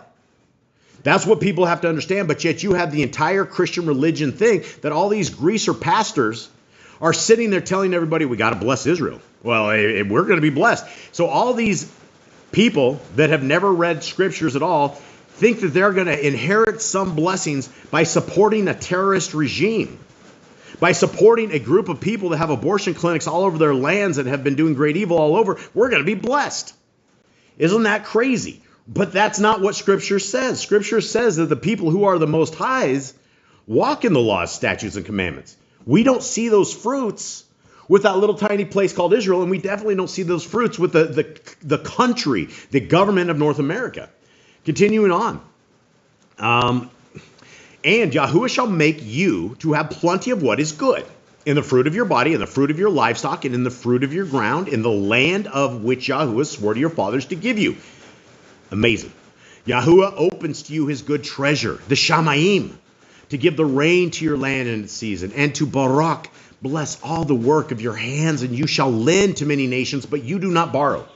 Guys, this is a set of regulations and rules that if we do, then great things happen. The problem is that we are stuck in the nations. The Torah keepers are 0.1% of the 100% of the world. And so we don't see this right now, right? This, if we operated, if the so-called people of Israel of today operated as truly obedient law keepers, but the problem is, Israel is a religious system just like any other satanic religious system. They break Deuteronomy 4:2. Deuteronomy 4:2 says, do not add and do not take away from the Torah. Now, Sunday worship, breaking away from the Torah. Having a Zohar, a Kabbalah, all these other rules and regulations and all these things that Israel does have. Guys, we have 157 commands, rough and about, that we can keep today. The people in the land of Israel, they don't even keep the first 5 books of scriptures. They keep all of their stuff that came with them out of Babylon. They keep the oral Torah. They keep all of these, the Zohar. It's Jewish black magic is what all the Freemasons, and basically all the Freemasons are based upon the black magic of the Zohar, of the Kabbalah, of all of these satanic religious systems. So what do? Well, we stay away from them, right? We're not part of them. We're not the modern day Israel, right? We are the tribes of Yisrael, and we are those who are keeping the commandments of our Creator. 13, and Yahuwah shall make you the head and not the tail, and you shall be only on top and not be beneath. If you obey the commands of Yahuwah your Elohim, which I command you today to guard and do. Now, why don't the Christians have this chapter? Why don't we focus on this instead of Paul? Why don't we say, okay, look, everybody, do you want to be barak? Do you want to have barakah? Blessings. Yes, I mean, all of us, we're all raising our hands, right? We want these. Well, why aren't we doing what it says to do in these scriptures? And do not turn aside from any of the words which I am commanding you today, right or left, to go after other mighty ones to serve them. Whoa, here we are in this world, right? We have a lot of mighty ones. There's tons of them. And what do? We live to the left or right, right? We are a left or right world. We definitely do not go down the center line of the Torah. 15, and it shall be, if you do not obey the voice of Yahuwah your Elohim, okay, so we got some good stuff. Now, if we don't do it, to guard, to do all of his commands and his laws, which he is commanding us today, all today, this season, 2026, and whatever calendar year we're in, which is probably not even this is for us today, that these curses shall come upon you and overtake you. All right, guys, if you want to be cursed, well, let's get rid of the Torah. Let's begin. Curses. Cursed are you in the city, and cursed are you in the field. Cursed is your basket and your kneading bowl. Cursed is the fruit of your body and the fruit of your land, the increase of your cattle and the offspring of your flocks. Cursed are you when you come in, and cursed are you when you go out. Yahuwah sends on you the curse, the confusion, and the rebuke in all that you put your hand to do, until you are destroyed and until you perish quickly because of the evil of your doings by which you have forsaken me. Now, guys, a lot of these curses are curses you don't even know, right? All these Christians that have these nice houses, nice cars, nice jobs, they're very wealthy, they have all this, they will say, I'm blessed. They say, God has blessed me. But yet, at the same time, look at the fruits, look at the kids, right? The kids grow up and they end up in prison, they end up in doing all this kind of stuff, right? The curses that we are inheriting are because we do not keep the laws, statutes, and commandments of our Creator. We would not be cursed like we were, and we would not be doing the kind of things that we were doing if we had a set of laws, statutes, and commandments that are part of our life. So if you want to be cursed when you come in and go out, then let's forget the commands. Let's be a Satanist. Cursed are you when you come in, and cursed are you when you go out. Yahuwah sends on you the curse, the confusion, the rebuke, in all that you put your hand to do until you are destroyed and until you perish quickly, because of the evil, your doings by which you have forsaken me. Yahuwah makes the plague cling to you until he has consumed you from the land which you are going to possess. Yahuwah smites you with wasting disease, and with inflammation, and with burning, with extreme heat, and with the sword, and with the blight, and with mildew, and they shall pursue you until you perish. Okay, why is this stuff happening to us? Why are we wasting with disease? Why are we having inflammation? Why are we having burning? And does keeping Torah make sure that we don't have inflammation, wasting, disease, or burning? No. We live in man's world where man has corrupted and polluted this entire world, and they're feeding us poisons. They feed us with all this stuff. And so we're not living in a day of true meat and potatoes, right? We're living in a Monsanto meat and potatoes. Every bite of M&Ms that you eat makes you stupider bite by bite, as the science has said, with yellow 5, yellow 6, blue 4, blue 40. All of these things in our food we're going to die from. However, we don't need to have the hand of Yahuwah hating us because we are Torahless, right? And I don't know if the hand of the Creator will hate us when we don't keep the Torah, but he's not going to be happy, right? And that's what we are trying to do, is we're trying to make our Creator happy. 23. And your shamayim, the heavens, which are over your head, shall be bronze, and the earth, which is under you, iron. So all of a sudden, everything is like harder than heck. It doesn't feel good. Yahuwah makes the rain of your land powder and dust. From the shamayim, it comes down on you until you are destroyed. Yahuwah causes you to be defeated before your enemies. You go out one way against them and flee 7 ways before them. And you shall become a horror to all the rains of the earth. And your carcasses shall be food for all the birds of the shamayim and the beasts of the earth, with no one to frighten them away. Yahuwah shall smite you with the boils of Mitzrayim, with tumors, and with the scab, and with the itch from which you are unable to be healed. Good times, right? Good times, right? This is good things. You know, you don't want to keep Torah. This is probably what's going to happen to you. Yahuwah shall smite you with madness and blindness and bewilderment of heart. And you shall be groping at noon, as a blind man gropes in darkness, and not prosper in your ways. And you shall be only oppressed and plundered all the days, with no one to save you. You became engaged to a wife, but another man lies with her. You build a house, but do not dwell in it. You plant a vineyard, but do not use its fruit. Your ox is slaughtered before your eyes, but you do not eat of it. Your donkey is violently taken from before you, and it is not given back to you. Your sheep are given to your enemies, with no one to save them.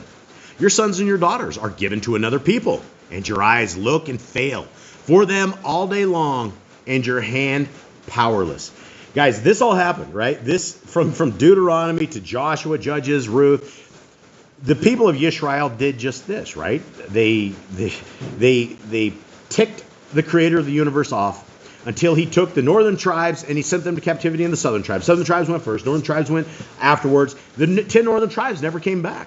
That is the gig. We are the 10 northern tribes. If you have an identity and you're looking for your identity at the end times, the 10 northern tribes of the congregations of Yah are pulled together. We're all called from the four corners of these earths, right? This is why I'm always telling people to make sure that you understand that there could very well be this huge honking messenger that comes with you with a fiery sword in your hand, and he's going to tell you to let's get out of here.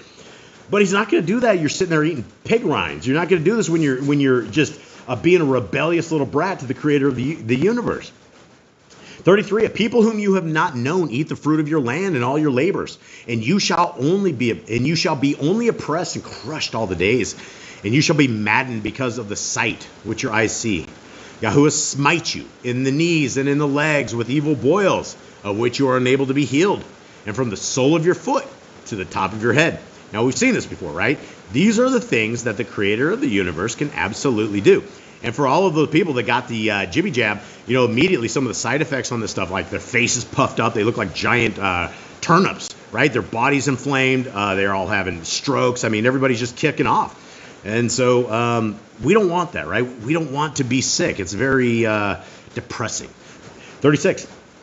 Yahuwah brings you and the sovereign whom you appoint over you to a nation which neither you nor your fathers have known, and where you shall serve other mighty ones, wood and stone. Now, this is prophecy, right? This is what happened to all of them, right? They all got taken into captivity. They all learned what the nations had. They all learned about this. And this is why when the southern tribe, the southern tribe of Israel, when they came out of captivity, they brought with them all this demonic stuff. They brought all the Babylonian captivity, the Babylonian gods, all of this kind of stuff. So we want to get rid of it. 37, right? Thus you shall become an astonishment, a proverb, and a mocking among all the peoples to which Yahuwah drives you. You take much seed out into the field, but gather a little in, for the locust consumes it. You plant vineyards, and shall labor, but you neither drink of the wine nor gather, for the worm eats it. You have olive trees in all your border, but do not anoint with oil, for your olives drop off. You bring forth sons and daughters, but they are not with you, for they go into captivity. Locusts possess all your trees, and the fruit of your ground. Now, when you guys read scriptures, there is human armies, and then there are Yah's legit armies. And those are the locusts, right? He has a set, he describes it. And sometimes there's the starter locusts. They just wipe out little things. Then there's the ones that take your stock, and then there's the all-consuming locusts, and then there's the, whatever else. And Yahuwah describes these guys as his army, right? And so in the event that we have made the creator of the universe mad, it's all going to be gone, right? He who controls the sun and the moon and stars can absolutely control all the creations, and he has and showed us this throughout all scriptures. 43, the sojourner who is among you rises higher and higher above you, but you come down lower and lower. He lends to you, but you do not lend to him. He is the head, and you are the tail. And all these curses shall come upon you, and they shall pursue and overtake you until you are destroyed. Why? Because you did not obey the voice of Yahuwah, your Elohim, to guard his commands and his laws, which he commanded you. Now, take this simple verse, right? And you tell any average religious zealot of any kind, right? You call them the Christians, and you'll say, okay, right here, if we don't keep the commandments of our Creator, it says very clearly in one single verse that curses fall upon us, that we're overtaken, that we're destroyed. And then it clearly says it's because we didn't obey the voice, which Yahuwah said. What voice? What are we talking about, voice? I haven't heard a voice. Well, you hear the voice when you start reading scriptures, right? You may not get an audio voice. You may get something that comes from the inside your ruach. Something inside your spirit pushes you in, and you're like, wow, listen to these words. And when you look at the laws, statutes, and commandments and how great they are, why wouldn't you want to guard these? Not guarding the commandments of our Creator is borderline idiocracy. Actually, it is an idiocracy. It's not borderline. It's straight up idiocracy. It will curse you, curse your life, and curse everything about you. Don't be part of the idiocracy crew. 46. And they shall be upon you for a sign and for a wonder on your seed forever, because you did not serve Yahuwah your Elohim with joy and gladness of heart for all the plenty. You shall serve your enemies, whom Yahuwah sends against you in hunger and in thirst and in nakedness and in need of all. And he shall put a yoke of iron on your neck until he has destroyed you. Yahuwah brings a nation against you from afar, from the end of the earth. As swift as the eagle flies, a nation whose language you shall not understand. And all these guys, right? They got taken by the Persians, everybody. Every country ended up taking these guys. Even the 10 tribes of today, everybody's in different places, right? We don't understand the language from back in the days. 50. You shall not understand you shall not understand a fierce-looking nation which shows no regard for the elderly, no show of favor to the young. And they shall eat the fruit of your livestock and the fruit of your land until you are destroyed. They leave you no grain, nor wine, nor oil, nor the increase of your cattle, or offspring of your flocks until they have destroyed you. Now, when it says right here that there's a nation that has no regard for elderly or for the young, the government of North America has bombed in double digits schools, hospitals, pharmaceutical companies. They just last week they bombed a place for anesthesia, right? So when you get blown up or you have to have it, they do it. This is an eradication of a group of people that come from the line of Abraham, Isaac, and Jacob, right? These same people are all spread out. We don't have any Torah commands that says we need to war with these people or anything like this at all. And so everything we're doing as the United States of America is completely demonic and taking us into the end days. Where am I? 52. And they shall besiege you at all your gates till your high and fenced walls, in which you are trusting, come down in all your land. And they shall besiege you at all your gates in all your land, which Yahuwah your Elohim has given you. And you shall eat the fruit of your own body, the flesh of your sons and of your daughters, whom Yahuwah your Elohim has given you, in the siege and distress in which your enemies distress you. Now, this actually happened, right? This happened in 70 AD. This was when Jerusalem was surrounded. This was when Messiah was talking about when these things would come, and there's no stone upon each stone. When they invaded Jerusalem back in the days, there was they surrounded them during a festival time, and basically they wouldn't let them out. And the people were literally eating their young. And there's all sorts of different stories in scriptures about this. I think there's some story in the Maccabees, one of the ones as well in this. 54. The man among you who is tender and who is delicate, his eye is evil against his brother, against the wife of his bosom, and against the rest of his children, whom he leaves behind. Against giving any of them the flesh of his children that he eats, because it is all that he has left to him in the siege and distress with which your enemy distresses you in all your gates. Now, I would hope that, wherever we go with the future, wherever we go, that none of us decide that it is best to eat our children, right? This is obviously some stuff that has gone down. You look at the Epstein regime, they love eating the children. That's what the Satanists do. Wild world. 56.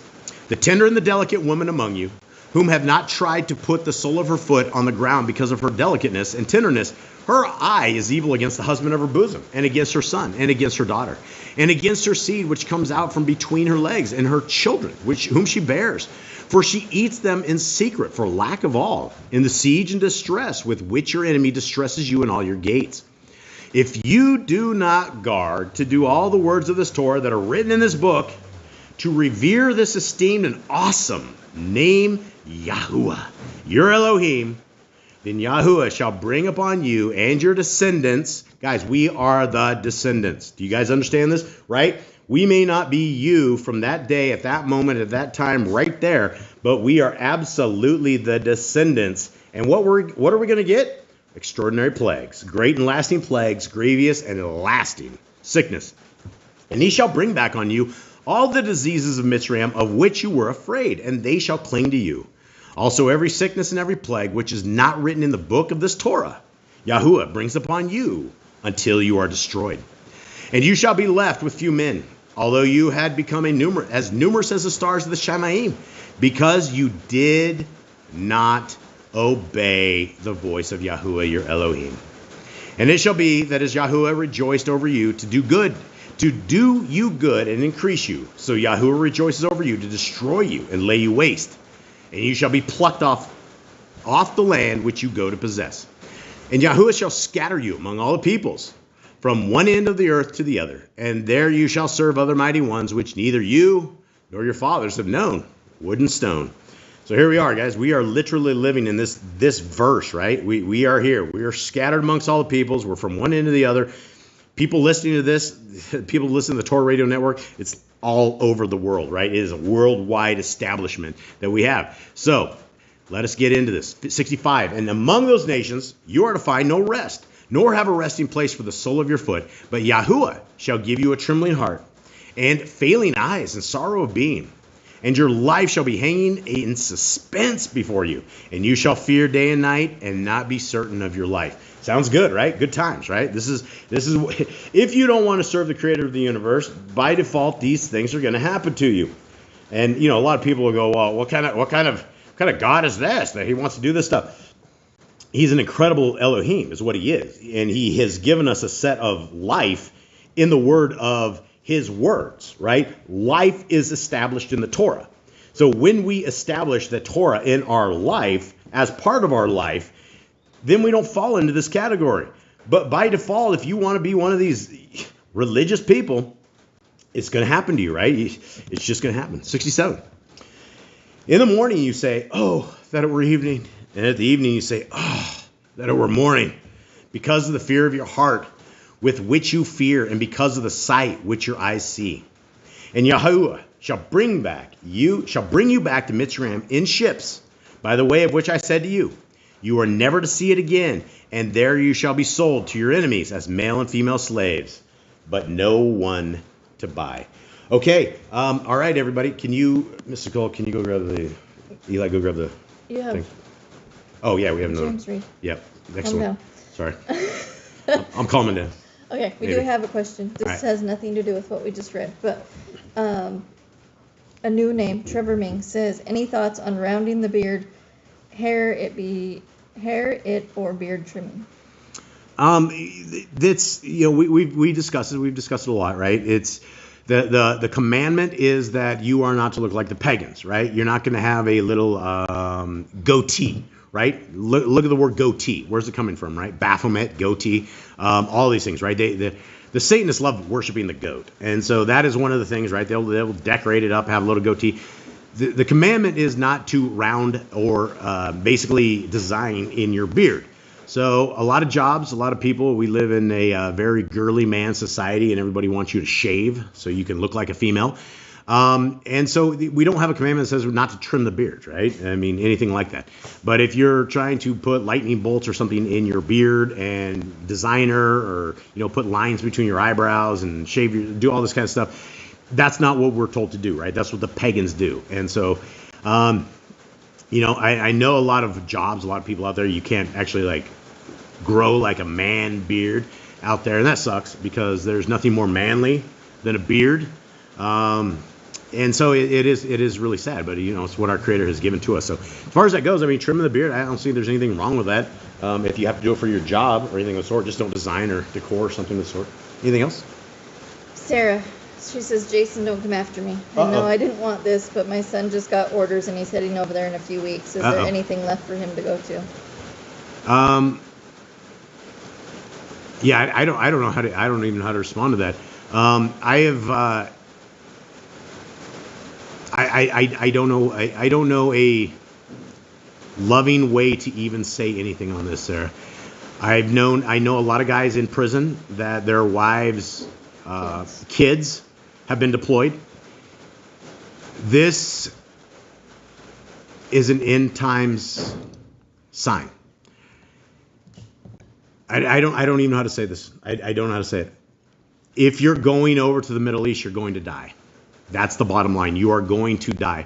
We are going for the oil of a sovereign country, of a very... Guys, when you're talking about Iran, we're not talking about guys in like 1970 Toyota trucks that have rocket launchers on their back. These guys are the inventors of mathematics. These guys are the inventors of chess. These guys have survived every war. I mean, these are the Persians, right? These are the Persians of scriptures, right? For 47 years, they've been waiting to get into a fight, and they have not been getting into a fight. What they did to begin with is they threw out all their old arsenal, all the old stuff. Everyone's like, look, they have all these old rockets. And Israel used up all their iron foam. They have no defenses. And then when all their old stuff was out, they're now bringing in the big stuff. All I know is that if people are going to fight this war, they're going to die. And I hope that people are right with Yah. And I would tell anybody that's going to fight to get out of the military right now. Do not do it. There's no reason to go and die for Israel. There's no reason. Why would you ever want to go and die for Israel?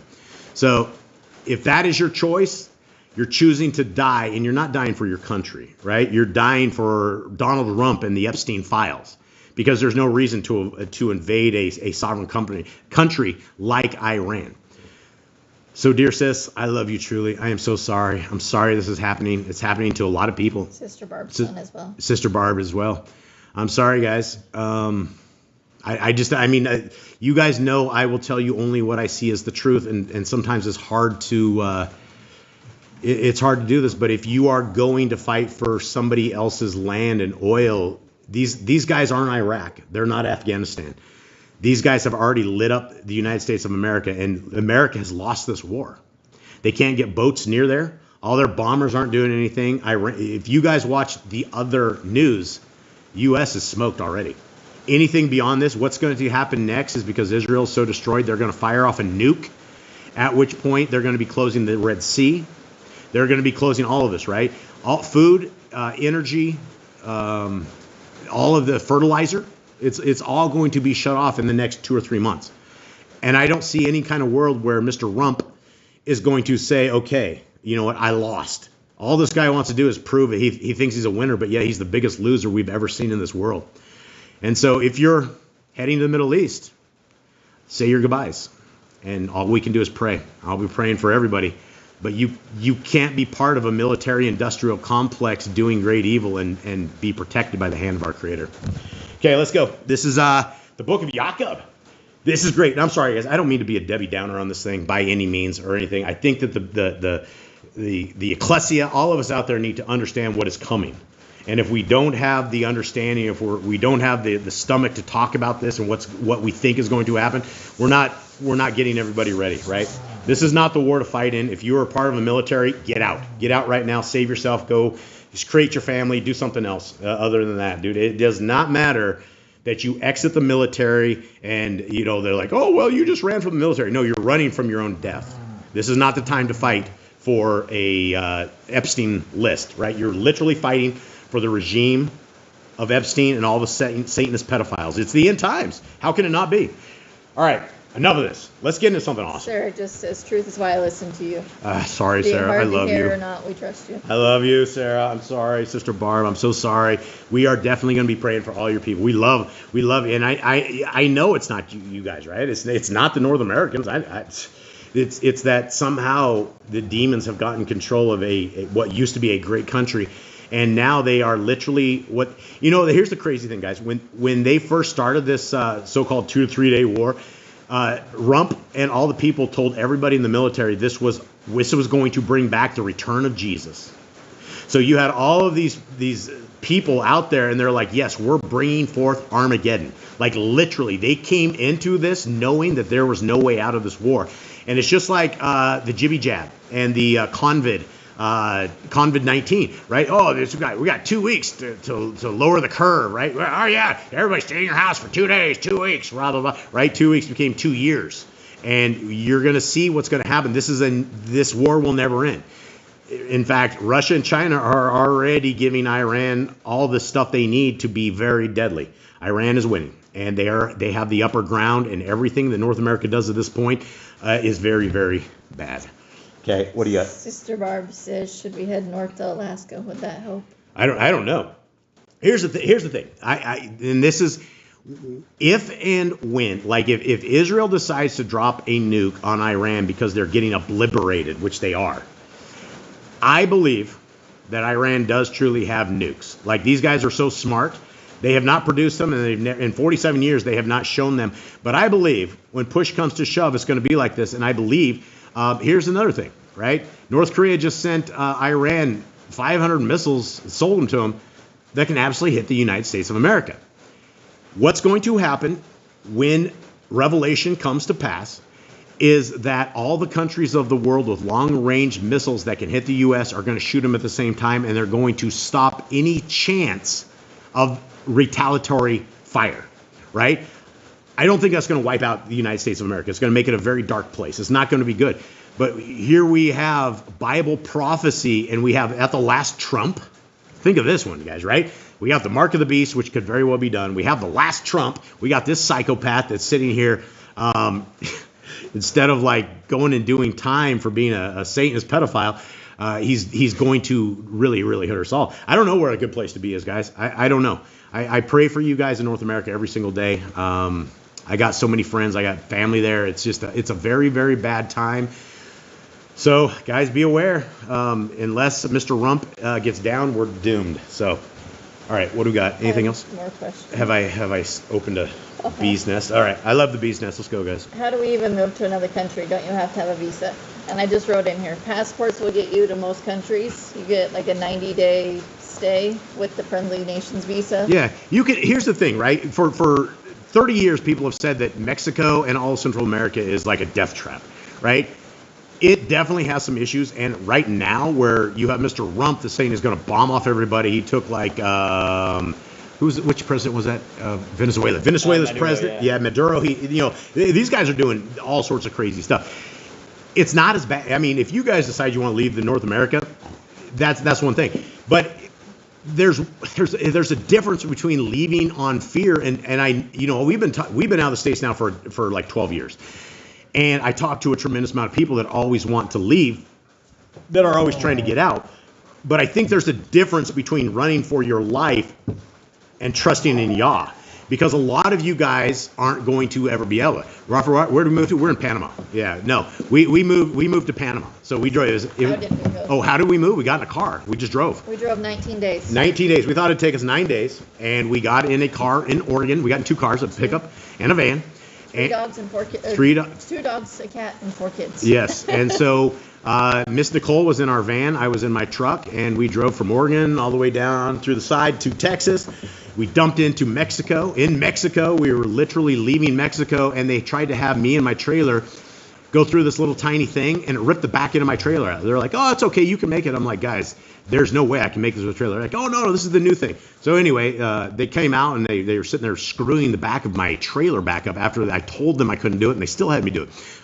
But other than that, I mean, Mexico was crazy. We have different stories.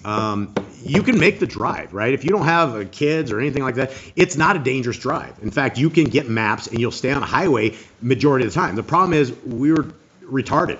We were retarded people, right? We didn't realize that Verizon and the cell companies didn't work in Mexico. We thought it would just swap. You have to have international calling. Yeah, I got to have international calling. And we're that low IQ'd, I suppose, that we did this. So anyway, we drove the entire Central America without a single map, right? We're dropping off at motels, trying to do MapQuest, printing off stuff, trying to figure out where we're at. We were so lost. We were up in the mountains of Mexico. And no Spanish. Yeah, no Spanish. We didn't know a bit of Spanish, but we made it, right? And you know, it's one of these things that I'm not sitting here telling you guys this to scare you, right? I truly believe that there is going to be a messenger that is going, as the bombs drop on wherever it is, I believe the Torah-keeping people are going to be saved. That's the promises that I get from the scriptures. There may be some of us that die along the way, right? That just may happen. But I believe what scriptures say. And if you're looking at the playbook of where scriptures are, it's very, very clear that we're getting towards the end times, right? I don't know how to undo Mr. Rump's aggressive action right now. There's no way America gets out of this. And he's never going to say no. So, yeah, we got it. Yeah. Gotcha. Yeah, I got us there. Yeah, absolutely. Without a shadow of a doubt. We did not do this. We were dummies as it can be, and we actually made it. So we had his messengers all around us the whole way. Yeah, absolutely. And he will have his messengers around all of us. That's why I believe that even though Rump is trying to destroy what used to be a beautiful country, that those of you who are seeking Yah will truly have that second Exodus. So remember, obey the messenger. Yahuwah sends before you. All right, everybody, let's get into this. Yeah, Joanna's talking about that. Yeah, we did. Yeah, it was a wild trip, guys. I mean, it wasn't easy. It wasn't easy. So, but we did it, and it was the greatest thing we ever did. Right? We're sitting right here in the middle of this, watching this go down, and I'm like, wow, I really did make the right choice. And when we left the States, guys, we got abandoned by all our family. Right? Every bit of our family, they're like, oh, when you get, this is what Nicole's dad says, when you get your head pulled out of your, you know what, then come back to America. And we're like, all right, thanks, Pops, appreciate that. Everybody's like, oh, why are you leaving the greatest country in the world? We're like, it's dangerous here. I don't want to be here anymore, right? This is not what I want my family to grow up in. And now it's even worse. So I thank Yah that he has protected us. And had Yah not protected us, got us where it is, guys, Yah's scriptures would not be alive, right? There's no way, 0%, if I was in the States, that we would have ever done Yah's scriptures. We weren't even real Torah keepers back then. I mean, we were just barely opening our eyes, coming out with the truth and learning that, all of that stuff. So everything is in the hand of our Creator. Do not fear. Do not fear, my friends. All right. Guys, the greatest chapter, the greatest book, one of the greatest books, and I'm probably going to say this about every single book that we read, but I really mean it. Yaakov is great. What'd you say? Everything but Paul. Everything but Paul. Thank you. Yes, everything but Paul. And if you actually study up on Paul and read through it and try to figure out what he says, it's not such a mystery. But when you don't actually understand what he's even saying, then it can become a trap. Here we are. Hold on. Is everybody still here? Because everybody here. Rafael said, did the service drop? Uh-oh. We're still up. All right, hold on. We're up, looking. Yeah, we got 30, almost 33 of you in here. There's 32. So Rick has another question. All right. So we're just going down the. We're just talking, guys. This is why we're talking. Okay, he says, is there malaria? Don't drink the water, etc. in Panama. No. Shots, etc. No. So malaria is very rare, but it can. but it comes from mosquitoes. So I wouldn't But- drink out of like a river here, right? No. These people down here throw their trash in the river and throw all sorts of stuff. The thing about us is we only had to go down about 30 feet, and I sent the kids down a hole, and we dug wells. We have 3 wells, 3 fully functioning wells that give us water day in and day out. Never. We have no problems with water. But you can get sick, but it's like all this stuff where people like don't eat the food or drink the water. You got to be understanding.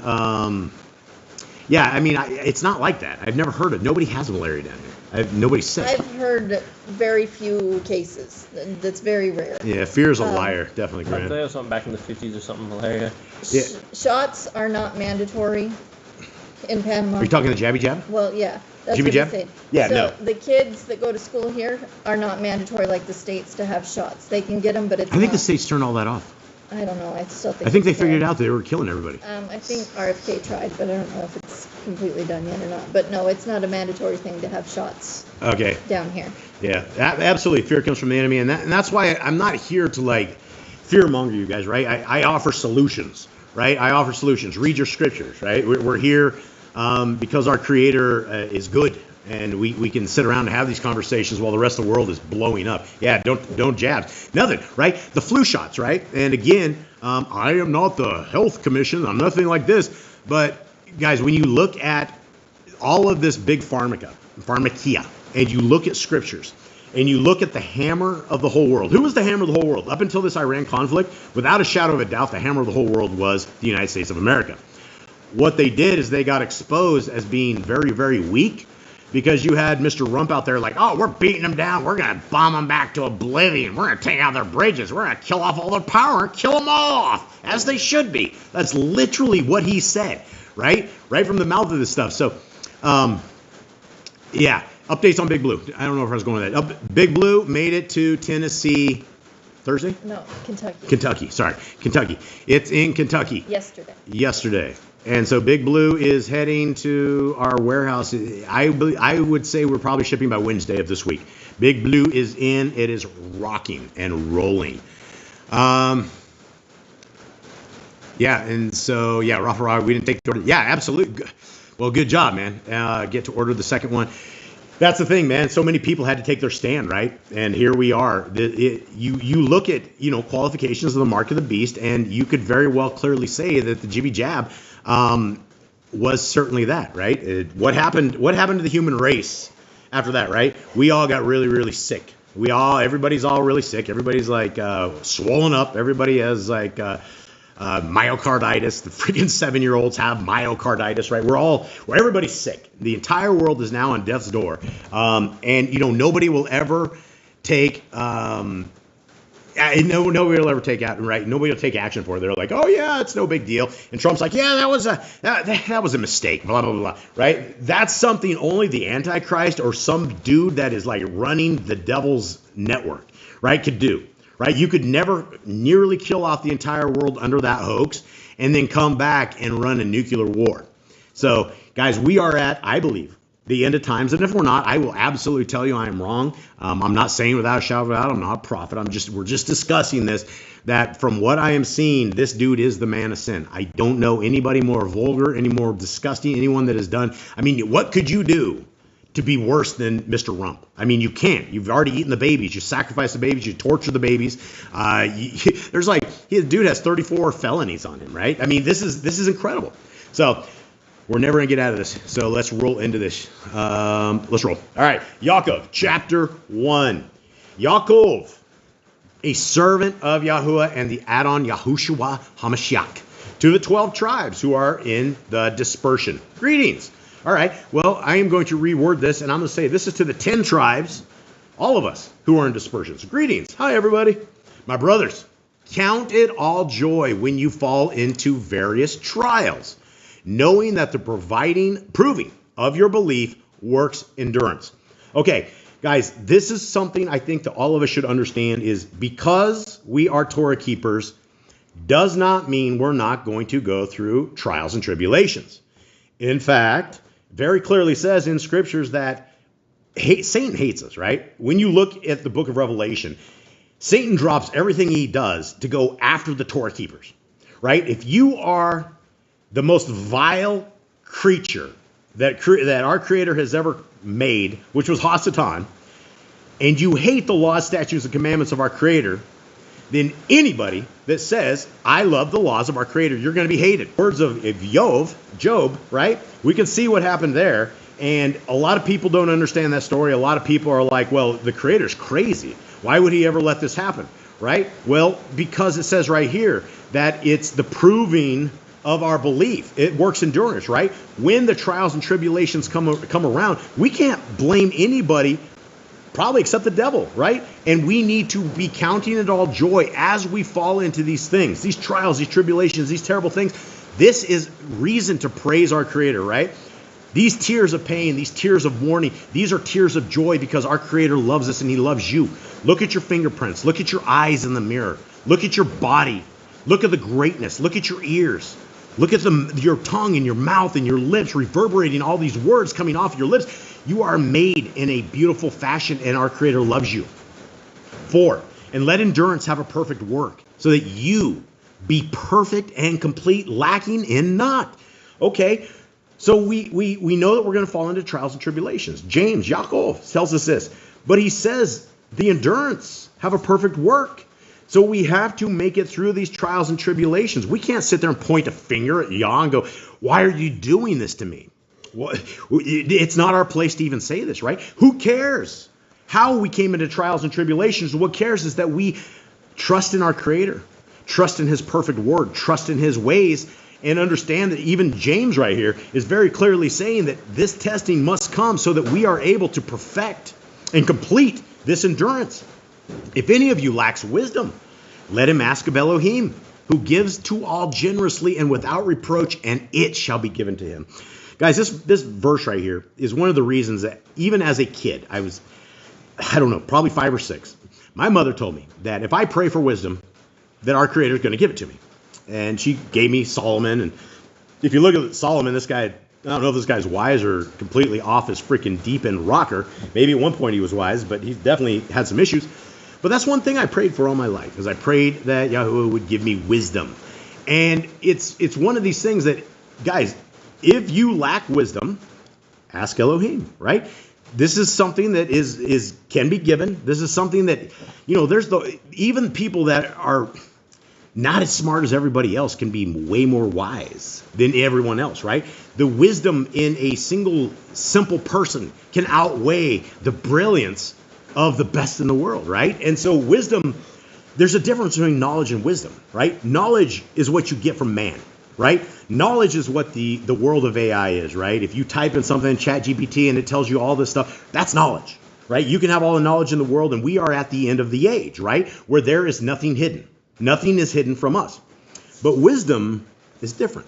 Wisdom comes from the Creator of the universe. In fact, we read a lot of scriptures where it talks about the spirit of wisdom, how wisdom came down and nobody wanted it. Everybody was like forsaking her. And she left, and she's like, well, nobody wants me. I'll leave. And they leave the people less wise or the inability to be wise. Continuing on, talking about asking for wisdom. But he should ask in belief, not doubting. This is about wisdom. For he who doubts is like a wave of the sea driven and tossed by the wind. So if you want wisdom, if you are truly, truly, truly wishing for wisdom, believe and pray, right? Seek it. That's what you're doing, right? Don't be those guys that are like, man, I wonder if I'm going to get this, right? The Creator of the universe listens to everything you say, right? That's it. We're being observed. We're being listened to. And you have a line of communication that is better than AT&T. It's better than the best cell phone. It's better than a direct landline, right? This is a line to our Creator. Who else? Who else has such a great thing, right? 7. For that man should not think that he shall receive whatever from the add-on. He is a double-minded man, unstable in all his ways. And let the lowly brother boast in his exaltation, but the rich in his humiliation, because as a flower of the field he shall pass away. Right? This is the problem with being rich, is that we start depending upon our riches, and Scripture is it's dangerous to be rich in the Scriptures, right? Everybody in Scriptures that we read on, there's not a lot of rich people that make the kingdom. We hear about the rich man and Lazarus. We hear about all of these other things, but it's harder for a rich man to enter into the eye of the needle of of Jerusalem, which, for those who don't know, the eye of the needle, when they're talking about the eye of a camel going through the eye of the needle, it's a little itty bitty tiny doorway in Jerusalem where there's like 2 or 3 different walls, and you have to get in. You have to lower yourself down as a human to get through this door. And so for a camel to actually kneel down and get through the eye of this door, it's not happening, right? You're not going to make a camel through the eye, which is, people don't understand what that actually meant. Continue on, 11. For the sun rose with burning heat and withered the grass, and its flower fell, and its pretty appearance perished. Sorry, spit it out. So also the rich man shall fade away in his ways. Baruch, blessed is the man who endures trial, for when he has been proved, he shall receive the crown of Kai, which the Adon has promised to those who love him. Guys, we could very well be at the very edge of the greatest trials of our lives. This is why the Torah is, for right now, for all time, never to be looked away from, never to be unheld. Once you grab this Torah, guys, never let it go. Never let it go, because this is how we receive our crown of Kai. Let no one say, when he is enticed, I am enticed by Elohim. For Elohim is unable to be tempted by evil, and he entices no one. Okay, this is why we don't point our fingers. This is why we don't go, Yahuwah, why are you doing this to me? What's wrong? Why can't I pay my power bill? Why are they coming to take my house away, right? Well, if you're a Torah keeper, understand that's part of being a Torah keeper, right? The devil hates you, and we hate him. He can get bent, and we just don't like this dude. Forget him, man. When he wants to test us and tempt us, so be it.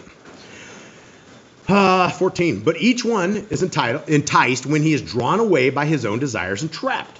Then when desire has conceived, it gives birth to sin, and sin, when it has been accomplished, brings forth death. Right?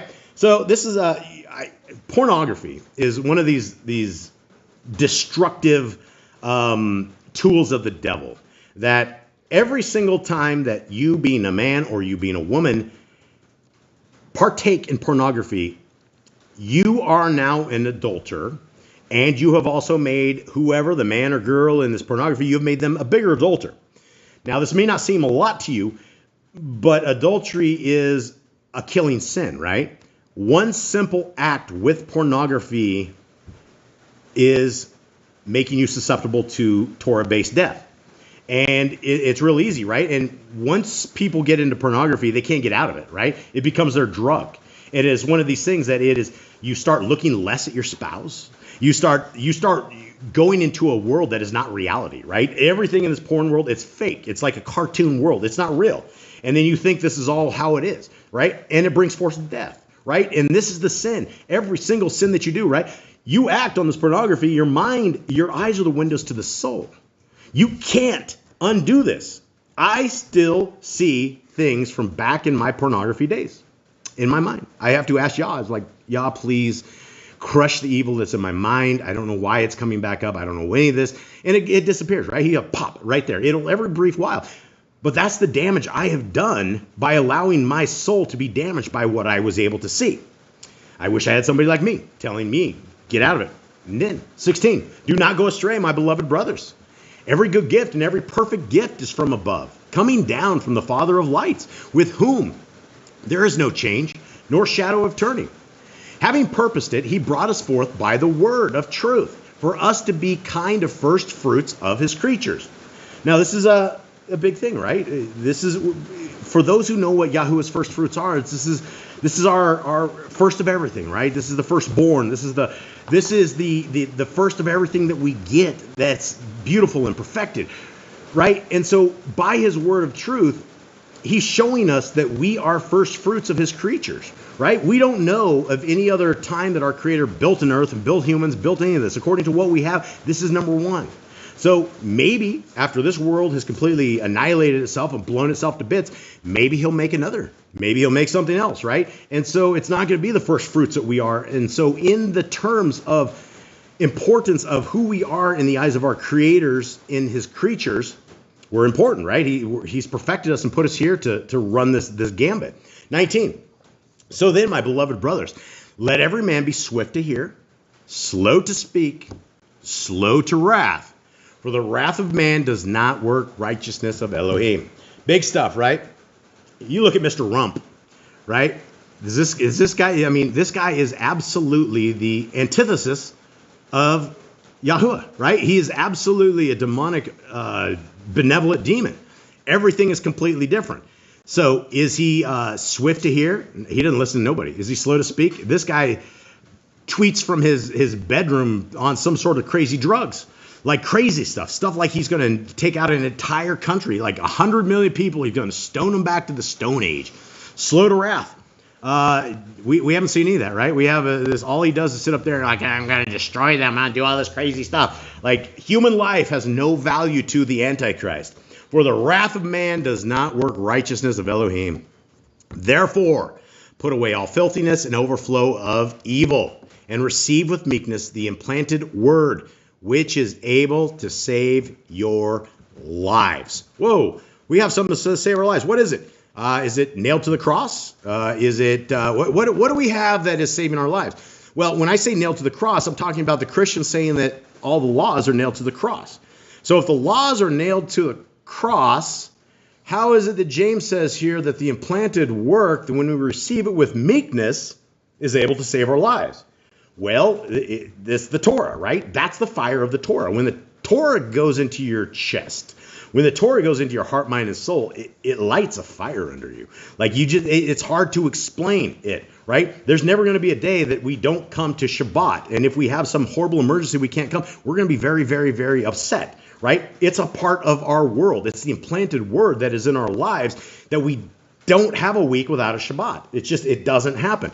And so when we become what the next verse is, and become doers of the word and not hearers only, deceiving yourselves, right? This book is in the Christian religion, but yet the Christians don't care about this, right? They don't care anything about James. James is just, he's a savage when it comes to the word and the truth.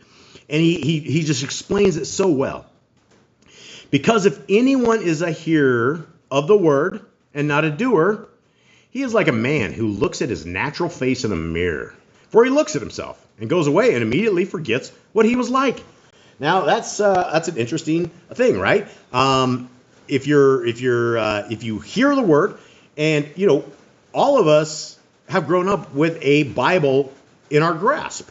You may not have had it immediately, but I mean, every motel had the Gideon Bible. It doesn't matter, and I will say it does matter, but at the heart of the matter, even if you have a pagan-style Bible that has the word God in it and Jesus, it still says the same commands. It still has the exact same thing. And it's not about deception, about being deceived by the name. It's about being deceived about what we're supposed to do and the entire regulations that we have. So if we hear the word and we don't know anything about it, right? We don't do anything about it. We're looking at ourselves in a mirror and going away, and we have no idea what we even look like. So we are a mystery to ourselves, and we don't want to be a mystery, right? We don't need to be a mystery because our Creator has given us a very good game plan for all of this. Continuing on, but he that looked into the perfect Torah, that of freedom, and continues in it, not becoming a hearer that forgets, but a doer of the work, that one shall be Baruch in his doing. Okay, and so here we are. Did you guys connect in that? Mm-hmm. Okay, so continuing on this, guys, this is the meat and potatoes right here. If anyone is a hearer of the word and not a doer, he is a man who looks at his natural face in the mirror, for he looks at himself, forgets what he looks like. But he that looked into the perfect Torah, guys, perfect Torah. It didn't say the Torah. It says perfect Torah. And nobody will ever be able to convince me anywhere that the Torah is not perfect. Because I do not see a law, I do not see a statute, I do not see a commandment, I do not see a precept, I do not see anything in there that harms my life. I see nothing in there except goodness, righteousness, holiness, kodeshes, all of this stuff, right? So if we looked at the perfect Torah, that of freedom, and this is the lies of the devil, right? What do the Christians tell you about the Torah? It's bondage. It's bondage. Right? And they will sit there and they'll clamp their little chain on and go, oh, I'm going to be free. I'm never going to be under this law again. They will literally say that, right? So James, what does he say about this? Well, if you heard it, and there's a freedom in the Torah, and you continue in it, not becoming a hearer that forgets, but a doer of the work, that one shall be blessed in his doing. So if we take it, abide in it, Don't forget it, and understand that this is freedom. People don't get it. The freedom of the Torah comes that you are not living in abomination, that you're not living in iniquity. Every sin that we commit, doesn't matter, from bad words to whatever it is, we will be accountable on the day of accounting. So it's not like it just happens and we do it, but we have to be a doer of the work. How do you do the Torah? Gentlemen, how do we do the Torah? What does that mean? We follow law. We do what it says to do. Simple enough, right? I mean, doer of the word. We follow the word. 26, if anyone among you thinks he is religious and does not bridle his tongue but deceives his own heart, this one's religion is worthless. Cling an undefiled religion before the Elohim and Father is this: to visit orphans and widows in their affliction, to keep oneself unstained from the world. All right, guys, my dogs are going to bark, but that's all right. We're going to keep this rolling here. So, something that we all have to understand is that, why didn't the kid run up? I don't know why they Went the wrong way. Okay, so, guys, if anyone among you thinks he is religious, right? And I hate that word religious. It's a mockery. Right? It's like, oh yeah, we want to be religious, but we hate what's in the scriptures, right? Okay, what religion are you? One that hates the scriptures. Oh, what religion are you? The one that has no value in the laws of our Creator, right? Religion is worthless. All right, so continuing on. Hold on, guys. All right, one of my dogs is getting wild, so we'll get him dealt with. Mr. Cole is bridling the dogs. Okay, so here it's worthless, right? Cling an undefiled religion before Elohim and the Father is this: to visit orphans and widows in their affliction, to keep oneself unstained from the world. Now this goes against Paul, right? Because James doesn't go as far as the crazy Paul. Paul says widows have to be qualified, they have to be X amount of ages, they have to do certain things. All of this is part of the Paul doctrine that is a dangerous thing. And so, guys, I think we've done it. I think we went as long as we can. Did you change the other one? That's not good. Okay. Guys, we are going to be going live here in about, we're going to do it at 1:45. We ran a little bit longer, and we did it because we love you guys. I love hanging out with you guys. Again, this is like one of the best parts of our Shabbat is being able to hang out with y'all's people and chit-chat with y'all, and we get a lot from you guys. We get, tons. And as Messiah Yahushua said, those who keep the commands of the Creator are our family. So all of you guys are qualified as my brothers, my sisters, all of that, right? And so we love you, and I'm so expecting to see all of us in this kingdom to come. I'm really, truly expecting this. So with that, let us get to this. What are we doing here, Eli? All right, Jade, will you please get where you need to brock the people? Hold on real quick, guys. We are scrambling here. We're going to get this done. Yep. Okay, Jade. forgot. Yeah, we're struggling here. Dogs on all directions, fellas. All right, you ready? Yep. He will block you and guard you. He will make his face shine upon you and show favor to you. He will put his face upon you and give you peace. All right, guys, we got a couple songs, and then for those of you guys who want to catch us on the other stream, we got some great music. We'll just be praising Yahuwah. We love you all. Thank you guys for everything. So, where are we at? Fight for Yahuwah? All right, here we go. This is out of Psalms 103, everybody. No. Oh, no? Down below. Oh, that one's not Psalms. The next one is. No, it's not. Yeah, the Final one. last one is Psalms. All right, here we are, guys. 4? 5. Here we are. I'll get it one day. Maybe. Fight for Yahuwah, stand firm in His word. Torah on your heart, let the battle be heard. From age to age, His commands never fall. One Torah forever, the same for us all. Yes, He will. Come on, sing it.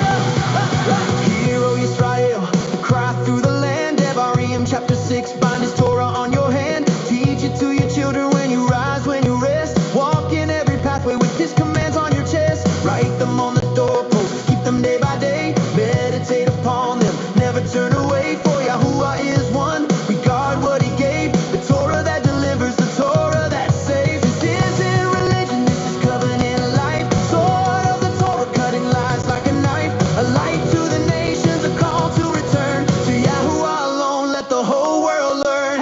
Fight for Yahuwah, stand firm in His word.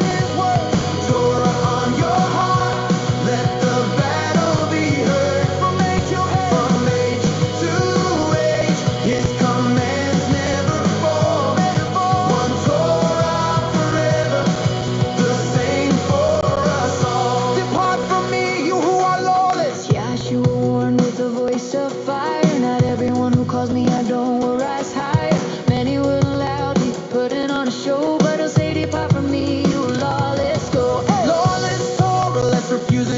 ways. Doctrine of men at the end will blaze, but the faithful stand firm and his truth they keep. The shepherd knows his own and we follow like sheep. From Bereshit to Hazon, the word is one. Torah is forever, it does not come undone. Not nailed to a stake, not thrown in a grave. It's the culture of the kingdom that Yahushua gave. Fight for Yahuwah, stand firm in his word.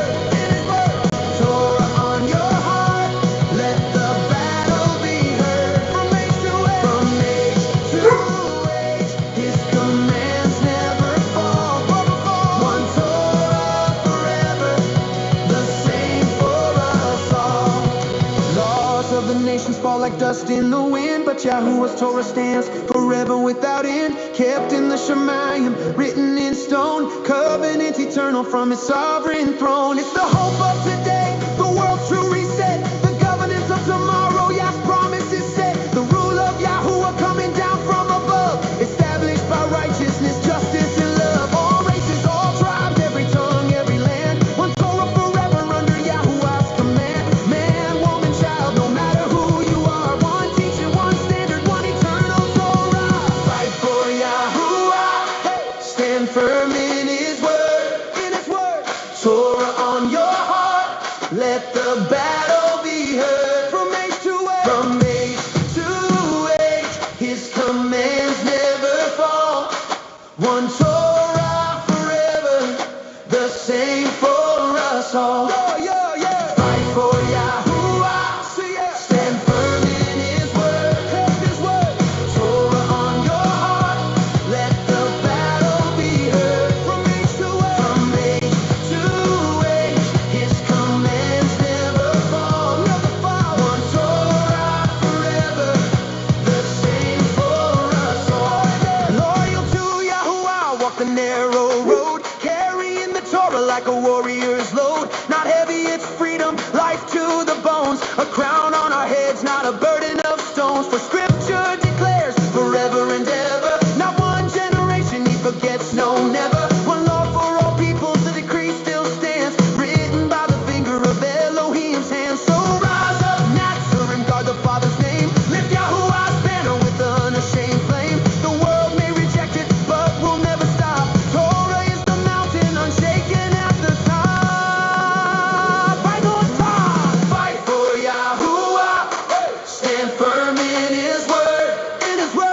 Torah on your heart, let the battle be heard. From age to age, his commands never fall. One Torah forever, the same for us all. Fight for Yahuwah, keep his ways every day. The Torah is the path, the truth, the way. Forever it stands, the greatest gift to man, the covenant of life from Yahuwah's hand.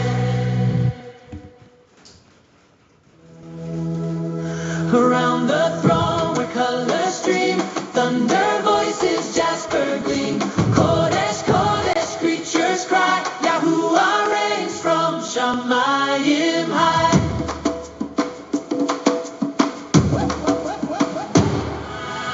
Door and Shamayim open wide. Come up, hear a voice reply.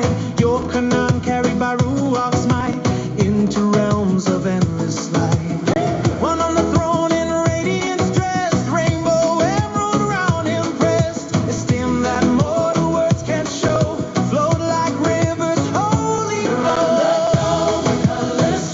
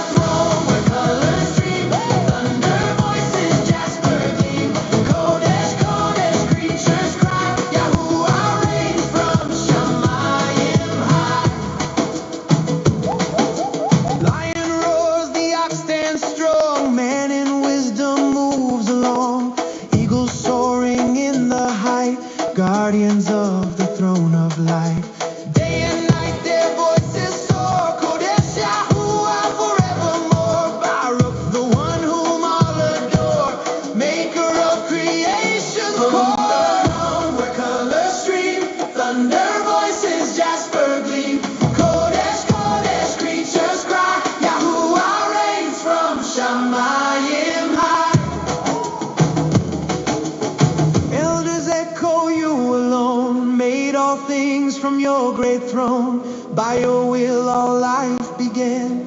Yahuwah, unchanging plan. When storms of earth feel loud below, turn your eyes where rainbows glow. Lightning thrown in endless song, where the set apart ones belong. Around the throne, where colors stream, thunder voices, jasper gleam. Kodesh, Kodesh, creatures cry. Yahuwah reigns from Shamayim high. Around the throne, where colors stream, thunder voices, jasper gleam. Kodesh, Kodesh, creatures cry. Yahuwah reigns from Shamayim high. All right, beautiful family, we love you guys. We're going to conclude this. May Yahuwah bless you and keep you. May his light forever shine on you. May we forever see the peace of the kingdom, and may we forever be a part of this kingdom to come. And until we meet again, may you guys all be barakat. May you have blessings and